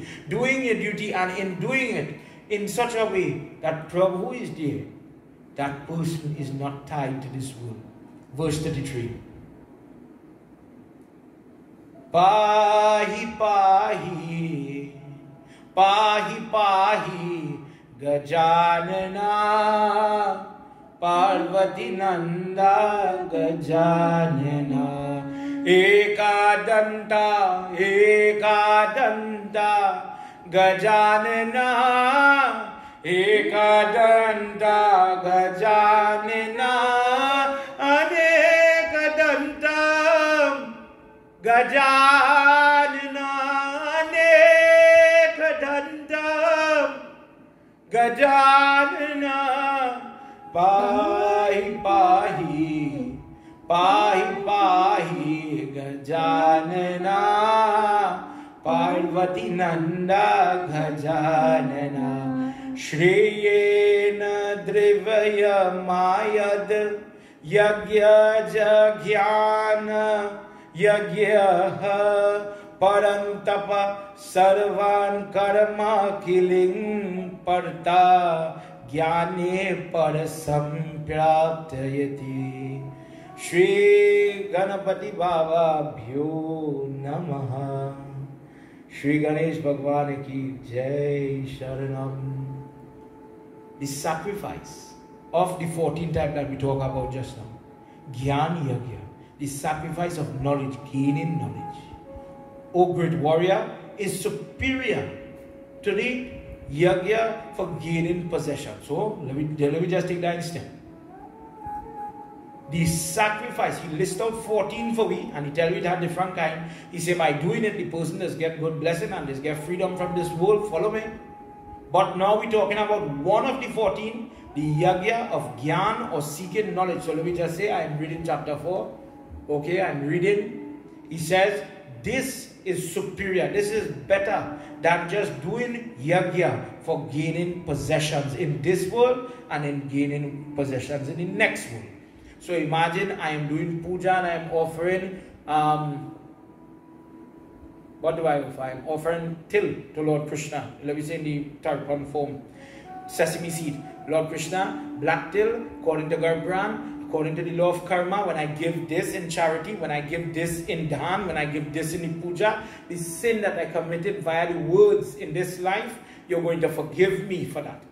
So in my next life, I will be able to born with the ability to speak.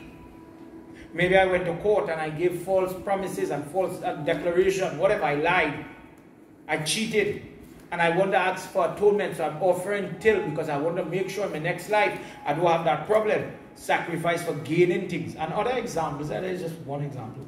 He says, "O Arjun, all actions are wholly and fully comprehended by knowledge." 33. There we go. Verse 33.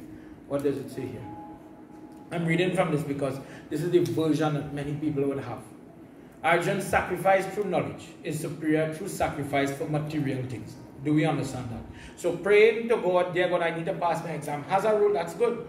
But better than just doing the prayer like a machine. I put in flowers, I put in sindoor, I put in, like when little children are doing prayers for exam, that is good. But that alone, you could do better. Read your book. Read your verses, listen to the words, let the words of God penetrate your ear. When you listen to Ramayana in Ram Geeta, when Sri Ram is at the bank of the Suryo and he's given, that is the part when he tells Hanuman, stay here and protect my devotee, that portion of Ramayana is referred to as Ram Geeta. When you listen to that and the words, the actual words of God enters into your ear and you are gaining knowledge about your God, then you are doing the Yagna of knowledge and gaining that. For all actions without exception must have some knowledge. What? Imagine doing something, the best prayer, the best fast, the best pranayam, yoga, but you don't know what you're doing. Could I go in the kitchen? For example, children follow me. Could I go in the kitchen and try to make a sada roti or matar paneer, shahi paneer, or anything you love? But I never cooked before, maybe not on the stove. How will I get through with that takari, with that pot? It might sit there, the burtan might sit there and watch me. But I might never know. Let's say the recipe now. I could read, cut up all the bindi. Oh, who is bindi, boy? Only the person who knows bindi mean okra. With that knowledge, that means go in the fridge and grab the okra. Just an example, everybody bear with me that children could understand. Grab the okra and then come and cook it. So I will get through with the action of cooking the okra when I could identify bindi mean okra. But if I don't know what is jeera, what is coriander, what is cumin, I would be lost in my own kitchen with everything that I know, that I bought. I would still not know how to put it together. For the person who can't cook, you'll understand what I'm saying.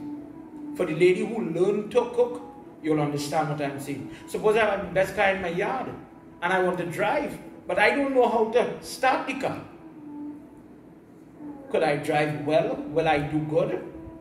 The best car, roaring engine, every faculty you could imagine, but I don't have the knowledge of how to get it to work. Will it work? He says all actions wholly and solely are done, comprehended through knowledge. How do you grow in knowledge? How do you grow in knowledge? How do you learn? How do you think what's in? Wow. Question, verse 34, marvelous verse. I love this verse. How do you learn?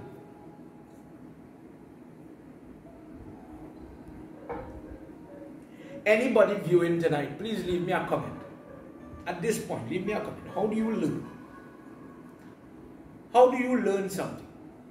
Yes, we Google stuff. Yes, we could go on YouTube and research how to make bindi masala or something like that for the cooking example. I go to a class, so I learn how to connect the lights for the electrician. I go to a driving school so that somebody will teach me, okay, push this button and you'll get the car to start in case of these UH cars. Somebody teaches you, isn't it? Some things we are born inert. So, for example, nobody teaches me how to grow teeth. The teeth will grow, the body knows that. Nobody teaches you how to breathe. But somebody needs to teach you that when you're chewing food, close your mouth. Etiquette. These things. How do you get it? You know, one day somebody even asked me, you know, how come there's the saying that my mother is my first guru? Listen to what he says in this verse and we'll come back to that point. What makes the Hindu a Hindu? My mother is my first guru.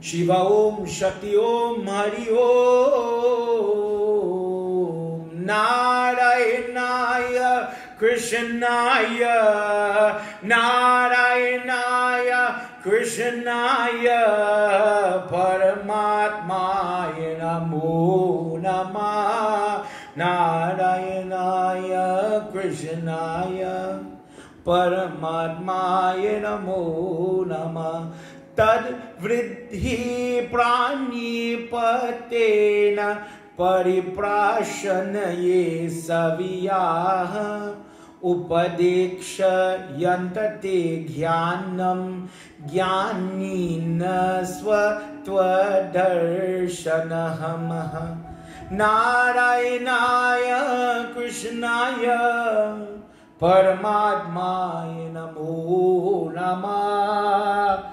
Narayanaya Krishnaya Paramatmaya Namo Namah. Vrindavan Bihari Lala Ki Jai. Everybody, we nearly finished it. Bear with me.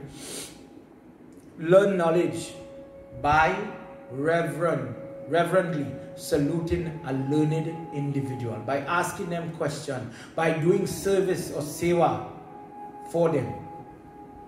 The men of knowledge, the women of knowledge, and those people that know the truth will teach you the knowledge if you approach them. Similar type of explanation here. Understand the true nature of knowledge by approaching a seer of truth. If you prostrate yourself at their feet, render them service, question them with an open, guileless heart, with a good attitude, those wise people will instruct you in that knowledge. So the person who could cook, don't go and pretend you is the cook. And you're telling the person who you want teacher to cook, I know how to make sada roti better than you. Don't go by your guru and tell the guru, I know more prayers than you, but you will teach me now. I could drive more than you. Instead, with humility, with the right attitude, accept that you don't know. Step one. Step two, don't expect somebody to come to you. In our dharma, we go to the teacher, we go to the guru, and with a humble attitude, the person will naturally want to uplift you. For every teacher of you in here tonight, isn't that true?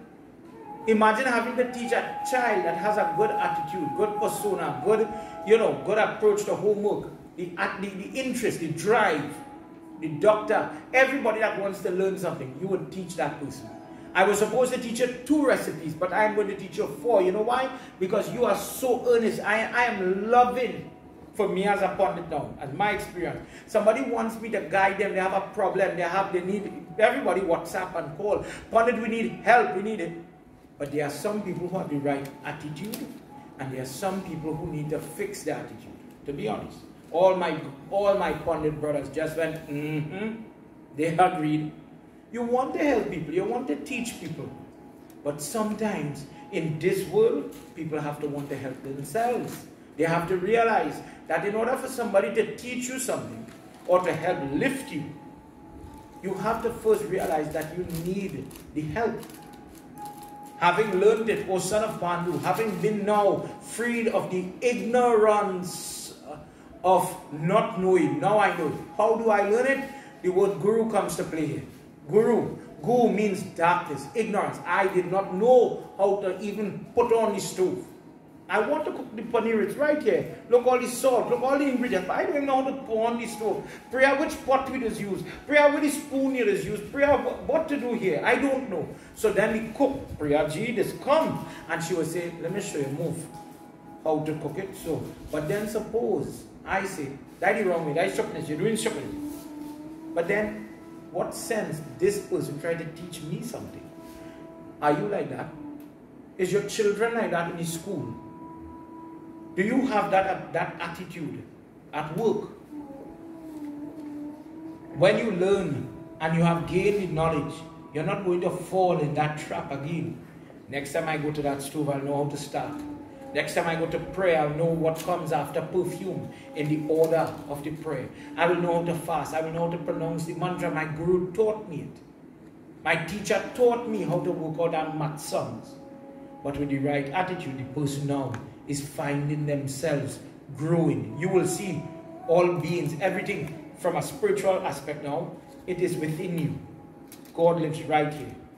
And in it, then you will see everything inside of God. That vision, that visualization, to understand that God created. And God gave me certain faculties. And I have a gift because of God. Then the person naturally will bow to the stage before they dance. The person will bow to the instrument before they play it. The person might bow to their book, bless their pen before the exam.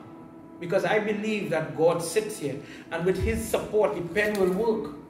Without His support, not my effort could make a pen that has no ink work.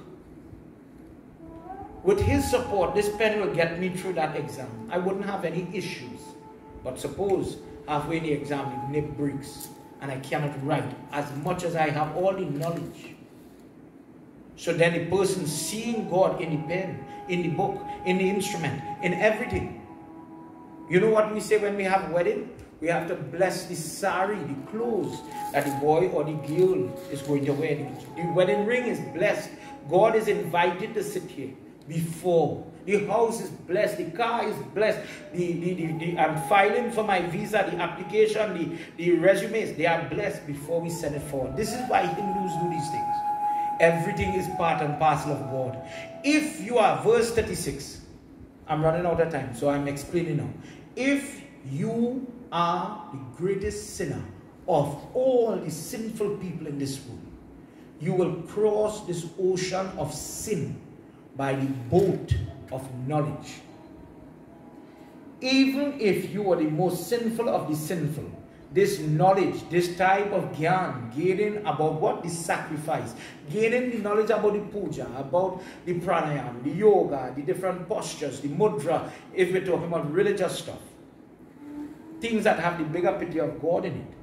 Then with that knowledge, although you have done sin, although you have done wrong, then you are able to go over all these problems, all the karma. Like a raft, you will go across your sin. So is it possible to get forgiveness? Is it possible to get salvation? Let's use an example. Ravan is the bad guy. He does do good, but he does do good. He gets his mind concentrated. Remember, you see them in the movies doing job like this, and the Rakshas, they can focus very good on the worship, on the God. So the optimum blessings come out of the prayer. They are not the type like me and you. When somebody who come in the prayers, man, puja going on, pot saying, bram, spa, and yeah, the pot be over. So, no. Ravan was the type, when he's sitting for prayer, focus. My mind, my breathing, the pronunciation. Later tonight, I'm going to send out Ravi from Piago, God bless your son. He sent a wonderful video from the Sanskrit channel explaining the Gayatri mantra. So the intonation, the explanation, the meaning, the mind behind it, the pronunciation, I want to get it right. All these things. This is what he did. And he used the power that he got to do bad. Kidnap an ex-man's wife, for example. Lust, etc. Greed, haughtiness, abhiman. All these things he gained the sin. And in the end, when he recognized this Ram on the battlefield, dying at the hands, giving it breath, in that last moment he called Ram. And he goes into Ram. Even the sinner. There are many examples of that. As I mentioned, Ajamil calling out Narayan in the end. He says, "O Arjun," verse 37, everybody. "A blazing fire reduces wood to ashes." A blazing fire reduces wood to ashes. So too the fire of knowledge reduces karma to ashes. There is nothing in this world which is so purifying to man as knowledge. The man who gains and perfects this yoga of knowledge learns within himself, in time, the way to God. In what does it do? What is the learning? He gains faith. as he learns about God, as he's learning the practices of God, and he realizes that God gave me everything. I'm doing what I'm doing for God. I'm in constant contact and concentration, and I'm talking to God. Dear God, bless me to reach the school safe. Dear God, I went and start my work. Bless me to get through. God, I went and start my exam. Thank you. Dear God, I get through the exam. Thank you. Dear God, bless me to reach home safe. Thank you. God, I went on my bed now. Thank you. But for those parents watching tonight, do you let your children lie dear? Do you teach your children to pray? When they go on their bed, do we know the mantra to say before we go on the bed? In the group I had shared a Hanuman mantra that we are supposed to chant before we go on our bed. Is this only applicable to children? Or is it when we get beard, we think, okay, we're big now, we don't need to pray? I think that could happen if you know for sure we will live tomorrow. Think about watching. These practices, just as how we know little things. I'm not talking about fast. I did not at any point say fast without meat. Pray before you go in bed. I don't have to fast to do that. Pray when you get up, Kala, Darshanam, learn about these things. Offer your dar, light your diya. We used to do these things. And are you teaching your children what will our dharma be in the next generation? When nobody lights diya, nobody is offering dar, nobody wants to have a Hindu name, everybody wants to have a Western name that has no religious meaning to it. Like we heard in the Mahatyam about the value of the name Geeta. Such a wonderful name, Geeta. There is nothing in this world that is so purifying for man as the science of knowledge, you know, all the yagna, knowledge of God, all these things that a guru, a true guru would give the initiated person. So imagine if a person is going to do Gayatri. For those of you in the group, you will see it, the guy in the Sanskrit channel. You're going to start a mantra, you should be guided by a guru, and he tells you, okay, whisper the mantra, say the mantra in your mind, say it out aloud. This is the mode, the different chant, the different way to say the prayer, different repetition, twang, however you want to say it. Say it in the morning, do this job in the evening, sit on the ground, put kush grass on it. The method, how to get optimum results out of the prayer. The guru is the one who gives you the instruction manual, so that when you're doing it, you don't harm yourself. Is it possible to damage yourself by doing prayers wrongly? Yes. For every action, it have a reaction, and when you don't want to follow the safety guide, imagine Keshava went by the pot. He didn't put the fire by the burner. I just turned and gas is pumping, and eventually at some point, a half an hour later, I want to scratch a match. The fire that would ensue would definitely damage me. And the same stove, if handled properly, could make the best to carry. If you follow me, if you follow the regulations, it would give you what you want. The man that develops faith, the man that is discerning to understand what is to be done, what is not to be done, karma, akarma, what is vaikarma, the person who practices self-restraint. Self-restraint is, let me be frank, I love duck, I love KFC, but you know what, Diwali comes, I'm going to fast within yourself, self-restraint. A person who could say, you know what, we are going to fast and hold, Naratam is coming, I wish to fast without salt, self-restraint. And in different ways, this person with the knowledge, obtaining the knowledge, gains more and more knowledge. That person gains mukti or liberation without delay. Verse 40, however, the person who is ignorant does not know. The person does not care to know. The person has limited knowledge, little bit of knowledge, and does not know anything, is not growing. When we go to satsang, when you have satsang at your home, when you have reading at your home, isn't it used to be that we could have said, so what you learned tonight, what did you get from that? You know, the journey you went to the temple or to the Yagna or wherever it was, or you hosted something to your home. What did you learn tonight? What did you endeavor into? What did you hear the Pandit read? If all you could come back and say, well, I listened to a wonderful drama, I clapped a lot, the parsa tastes good, the food tastes wonderful, we sing some songs, and we talk about Sri Ram went in the forest. I did not learn anything. Then you as a person will remain ignorant of your dharma. You will never have the knowledge. You will never learn about the different sacrifices, the different ways that within your life, The little things that you could do. For example, when you're cooking the sada roti, sing the name of God, talk to the name of God, and make that sada roti into something blessed, charged, touched. What is prasad? Anything that is touched by God. If we do not get this into our head, then what happens? Then God becomes an object of worship only on the Sunday morning or the Thursday when we go to the prayer room or to the temple. And like robots, we are the murtis, but we don't practice the prayer in your day-to-day life. You jump into your car, the first day we buy the car, we install a murti, we bless the car, we say, God, you live here. But after that, we don't remember to put a flower or even to touch the murti. If I cannot find a flower, I can still recognize him there and still bow, pay pranam to him. Then the person is not going to have faith.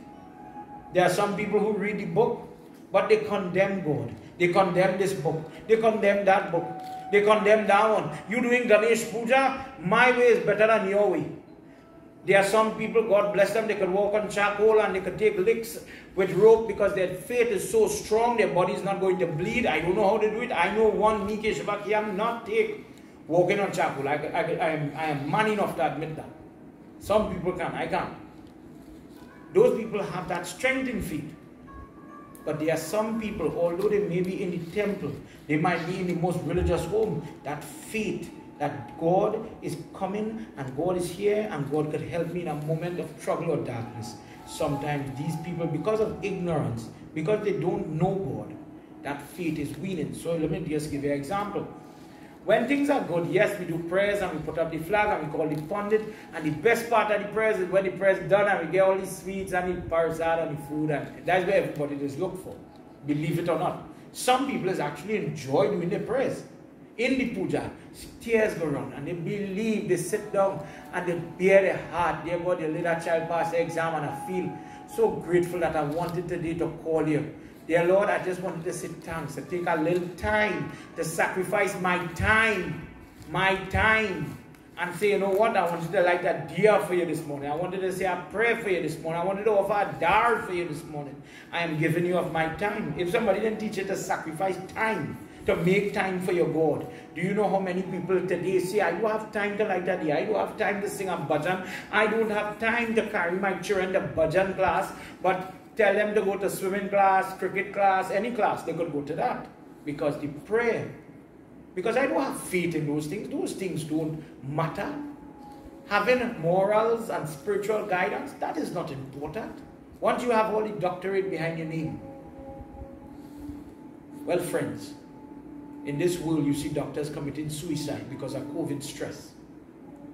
You can have all the title you want. Without that divinity there to guide you, as he said, he'll guide you. That person who is ignorant, without faith, whose mind is full of misgivings and doubt, Sunday, doubt, is lost. So you might have all the money, you might have all the accolade, all the friends, everything that everybody is harping behind.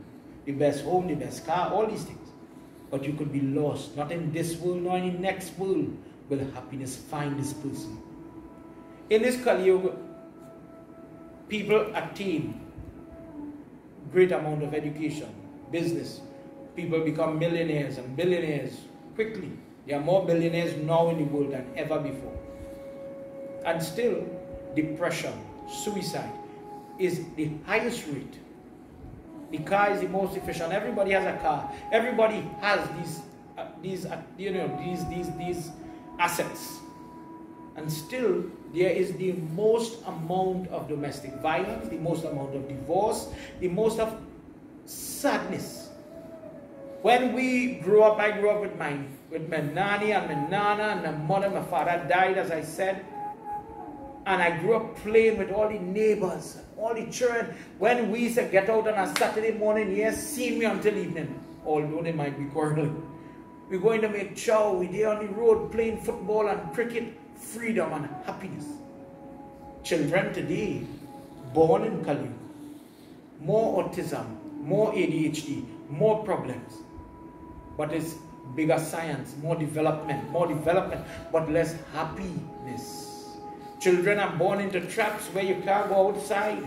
Now they can't imagine going to school. I remember going, do you remember going to school? Tell me what your teacher in standard 2 or grade 2 teacher. I don't. Do you remember every time you get in? No, I don't.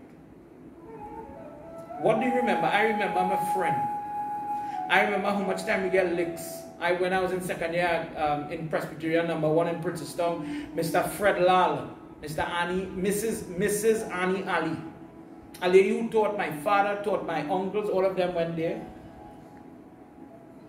I remember getting licks for talking too much. I remember one time to the back of the school, I fell on a piece of gravel and I cut my hair and I get one, what you call, long time, you used to get white man, or the white flesh showing. And what you're afraid of is not this, but miss going to beat you, and then your mother going and beat you, and then your father going and beat you. Those memories, that joy, that happiness. Children today don't have that. Their karma does not allow them to have that type of freedom and that type of joy. There are more rapists, there are more pedophiles, there are more danger today than in our lifetime in the last generation. People had before, in my grandfather's time, people had less access. Well, Wassa still giving me trouble in South, right? So, bad example. But you didn't have pump and tank then. You didn't have portable water. You didn't have the toilet and air conditioning. The place was hot. You had bulkhead. And those people were happy. Simple life. They had less diabetes. They had less cancer. They had all these things. So although we are supposed to be moving forward, are we really moving forward? In this life, how many people are really happy? He says, when a person is filled with doubt and they are lacking the faith, and you do not have the vision or the drishti to see this world for its true form, what is real and what is not. We don't focus on the God, we don't focus the time for this. We focus on the attainment of money, we focus on the attainment of sexual gratification, the party, the line. And at no point that is going to give you permanent happiness. You might be happy in any moment. But as we know, in one moment of sexual gratification, AIDS can come just after. Pain, suffering. So he says the person who has the true vision of truth rises above all the delusion, all the maya that entrap people in this world and in the next. And you rise out of doubt. Doubt causes problems. O Dhanjaya, another name for Arjuna. Actions do not block or hold that person back. Who has self-realization? Realizing what is self-realization? Where does God live? Right here. The divinity is within me. Whose doubts have been removed by what? The knowledge they gain. And who has placed all their actions in doing it, do it for God. Therefore, O descendant of Bharat, with the sword of knowledge, cut away at all the ignorance, all the things that are holding you back right now, and just get up and do your duty. As a Kshatriya, as the person who is the politician, just do the right. Do it for me. Do it. And do your duty.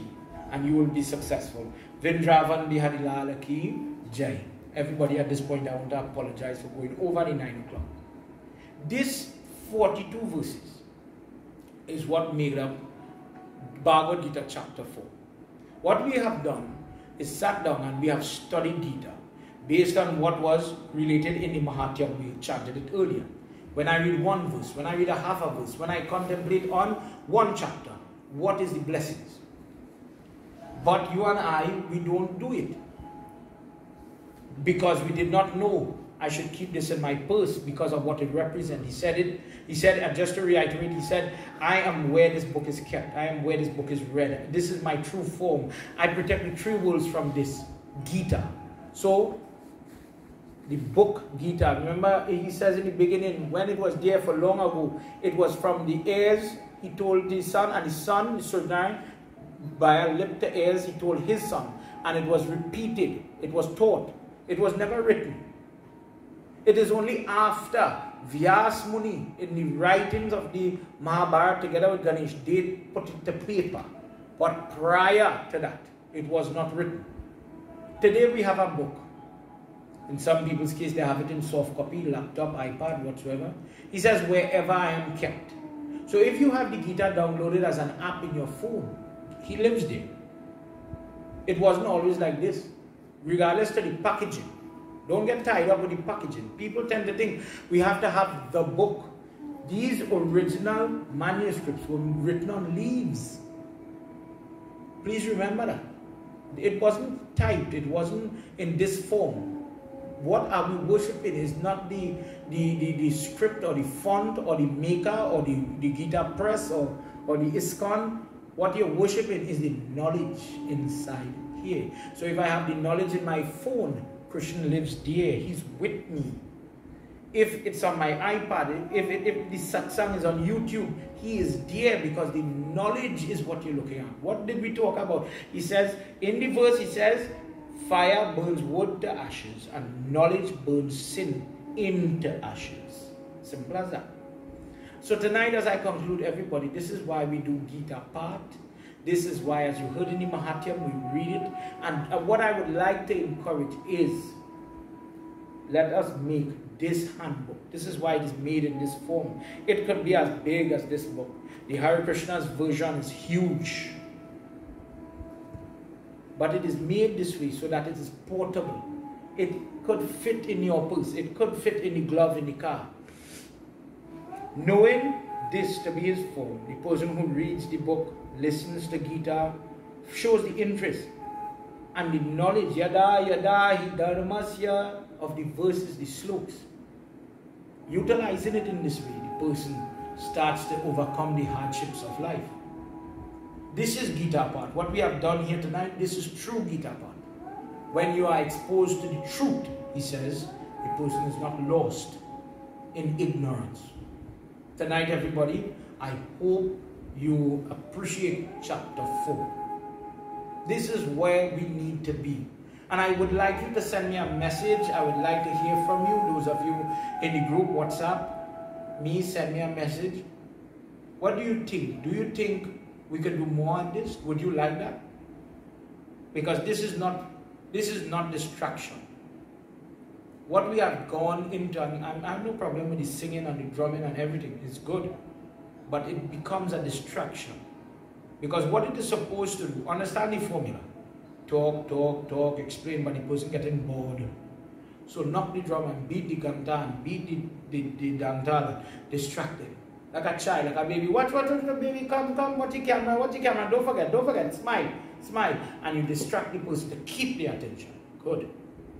But if I keep distracting you in that type of short attention span method, then all you get accustomed with is the drum. I want to hear the singing. You go home wondering, what did I just learn?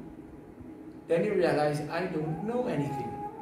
When the day comes for God to judge your soul, how will you chant Krishna's name at the end of your life? How will you, Krishna, how will you be to that point? Yes, he says not everybody is ready for that mukti, I agree. But if my job as a teacher is to guide and to teach you, then we must do the correct thing. We'll sing, we'll clap, we'll do that, but we can't do that alone.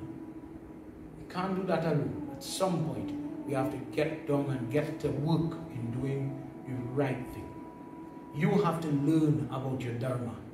Hinduism is a beautiful thing, but you have to understand it. Coupled together with the company of people like your mother and your father, your first gurus. And then Guruji comes with the Guru Mantra. Vidya Guru teaches you about the schoolwork, the instrument, the dancing, maybe the modeling, how to walk, how to keep yourself, your balance, finishing school, the cooking school, the driving school, so many gurus to make you stand up in knowledge. Well then, just like the guy who's teaching you to cook, my job as a spiritual guru, as a Vidya Guru to you, is to help you understand some of the poetic language in your Geeta, to value this book, and to get you to overcome the hurdles that we are facing right now. Financial, health crisis, family crisis, domestic violence, whatever it is that we are facing. Depression, as he says, if you're looking for happiness in chapter 4, if you are looking for happiness, read chapter 4, it's there. How to get happiness. I'm crying because I'm going through postpartum depression and I don't know I don't know how to help myself. I don't know what to say. I'm going through menopause and I don't know what to explain what I'm going to read chapter 4 of Bhagwat Gita. So that sounds strange. Tomorrow night I'm going to explain that a little bit. How to use it. How to use it. We chant the Hanuman Chalisa, we do the 40 verses. Would you believe, and this is my final point to you as I conclude tonight for tomorrow. Would you believe if we chant the 40 verses, 42 verses of this chapter, this one chapter as an example, there is a benefit to it. And if I use another chapter, there is a benefit to it. So if I want happiness, chant the verses like Hanuman Chalisa, verse after verse. And you will get the blessings of happiness chapter 4. If I do chapter 5, get that type of happiness given in Padma Puran. Tomorrow night, I am going to read the discourse. What happens if a person reads all the verses in chapter 4? There are people who are trying to have certain possessions. Let's say, I want to have a home. I'm fighting sickness. These things are important. So who do I go to? I go to my God, of course. But what it is trying to tell you tonight is not only that time you go to God. You remember Him in everything you're doing. When you're having your shower, as people were bathing in their shower and calling on Ganga Mata to purify me today. Remember Him when you're cooking. Remember Him when you're going in your car. Little things, little things. Say prayers, touch a Geeta, have a Geeta with you. You get frightened, something happening, the thief coming. Hold on to Him. And if you are a stranger to your Geeta, think about that. Think about what it says about you. Tonight, my job as a teacher, I'm trying to inspire you. I'm not condemning anybody. But sometimes you have to look at yourself and see where you need to improve. And if it just be keep one close to you. If that's the list. If it just be that, fine. If it be for another person, read the book. Okay. Listen tomorrow night. Join with me. Tomorrow night, Father's Day. We'll be doing our last night on this Gita Gyan Yagna. I'll be reading from Padma Puran, explaining the value of chanting the verses of the various chapters. What is the blessing that is possible? I hope you enjoyed tonight. I hope you valued. I know it was different, a little tedious, a little long, but very rewarding. Very rewarding. The blessings that come from reading Gita, indescribable, beyond comparison. Tonight, as we conclude, please draw your hands. I again apologize for going over. Prabhu, tonight there are many people that have lost loved ones. And because of lockdown and other restrictions, they cannot be supported by their guru or their pandit. Prabhu, whatever good could come from our satsang tonight, may you bless those viewing, may you bless those families that are grieving, those that are fighting sickness in the hospital, those many people that are infected in Trinidad, in the Caribbean. I know there are some families in Spain that are going through with this Delta variant. We are in trouble because a new variant is coming. It is spreading over the states. And soon those people that reopen would have to close back as the new variant, the Indian variant, is a little more aggressive, dear God. We are under pressure. May you please accept our prayer tonight and bring help, bring relief. Protect your children.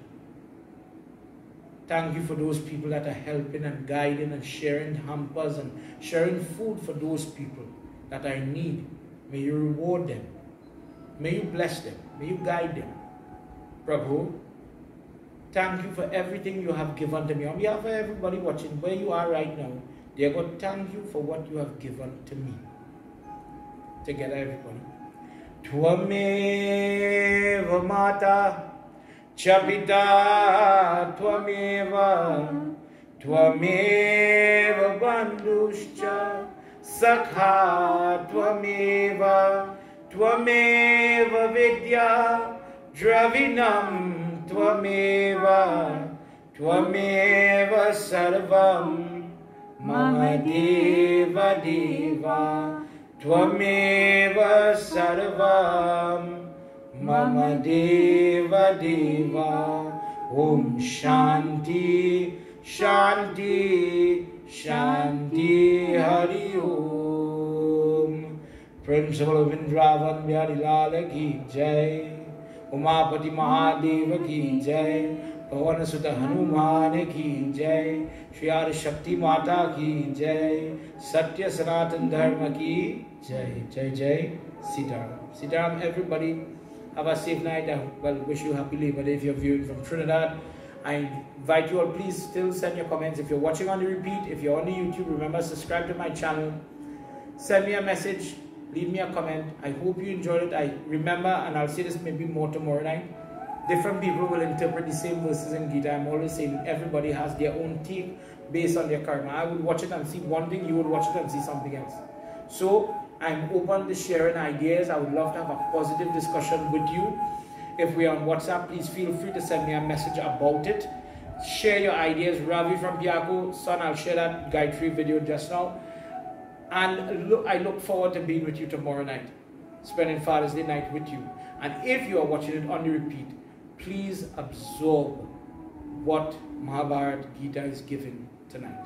Again, I apologize for going over the time. May God bless you and bless your family. Be safe, everybody. Until tomorrow. Sitaram.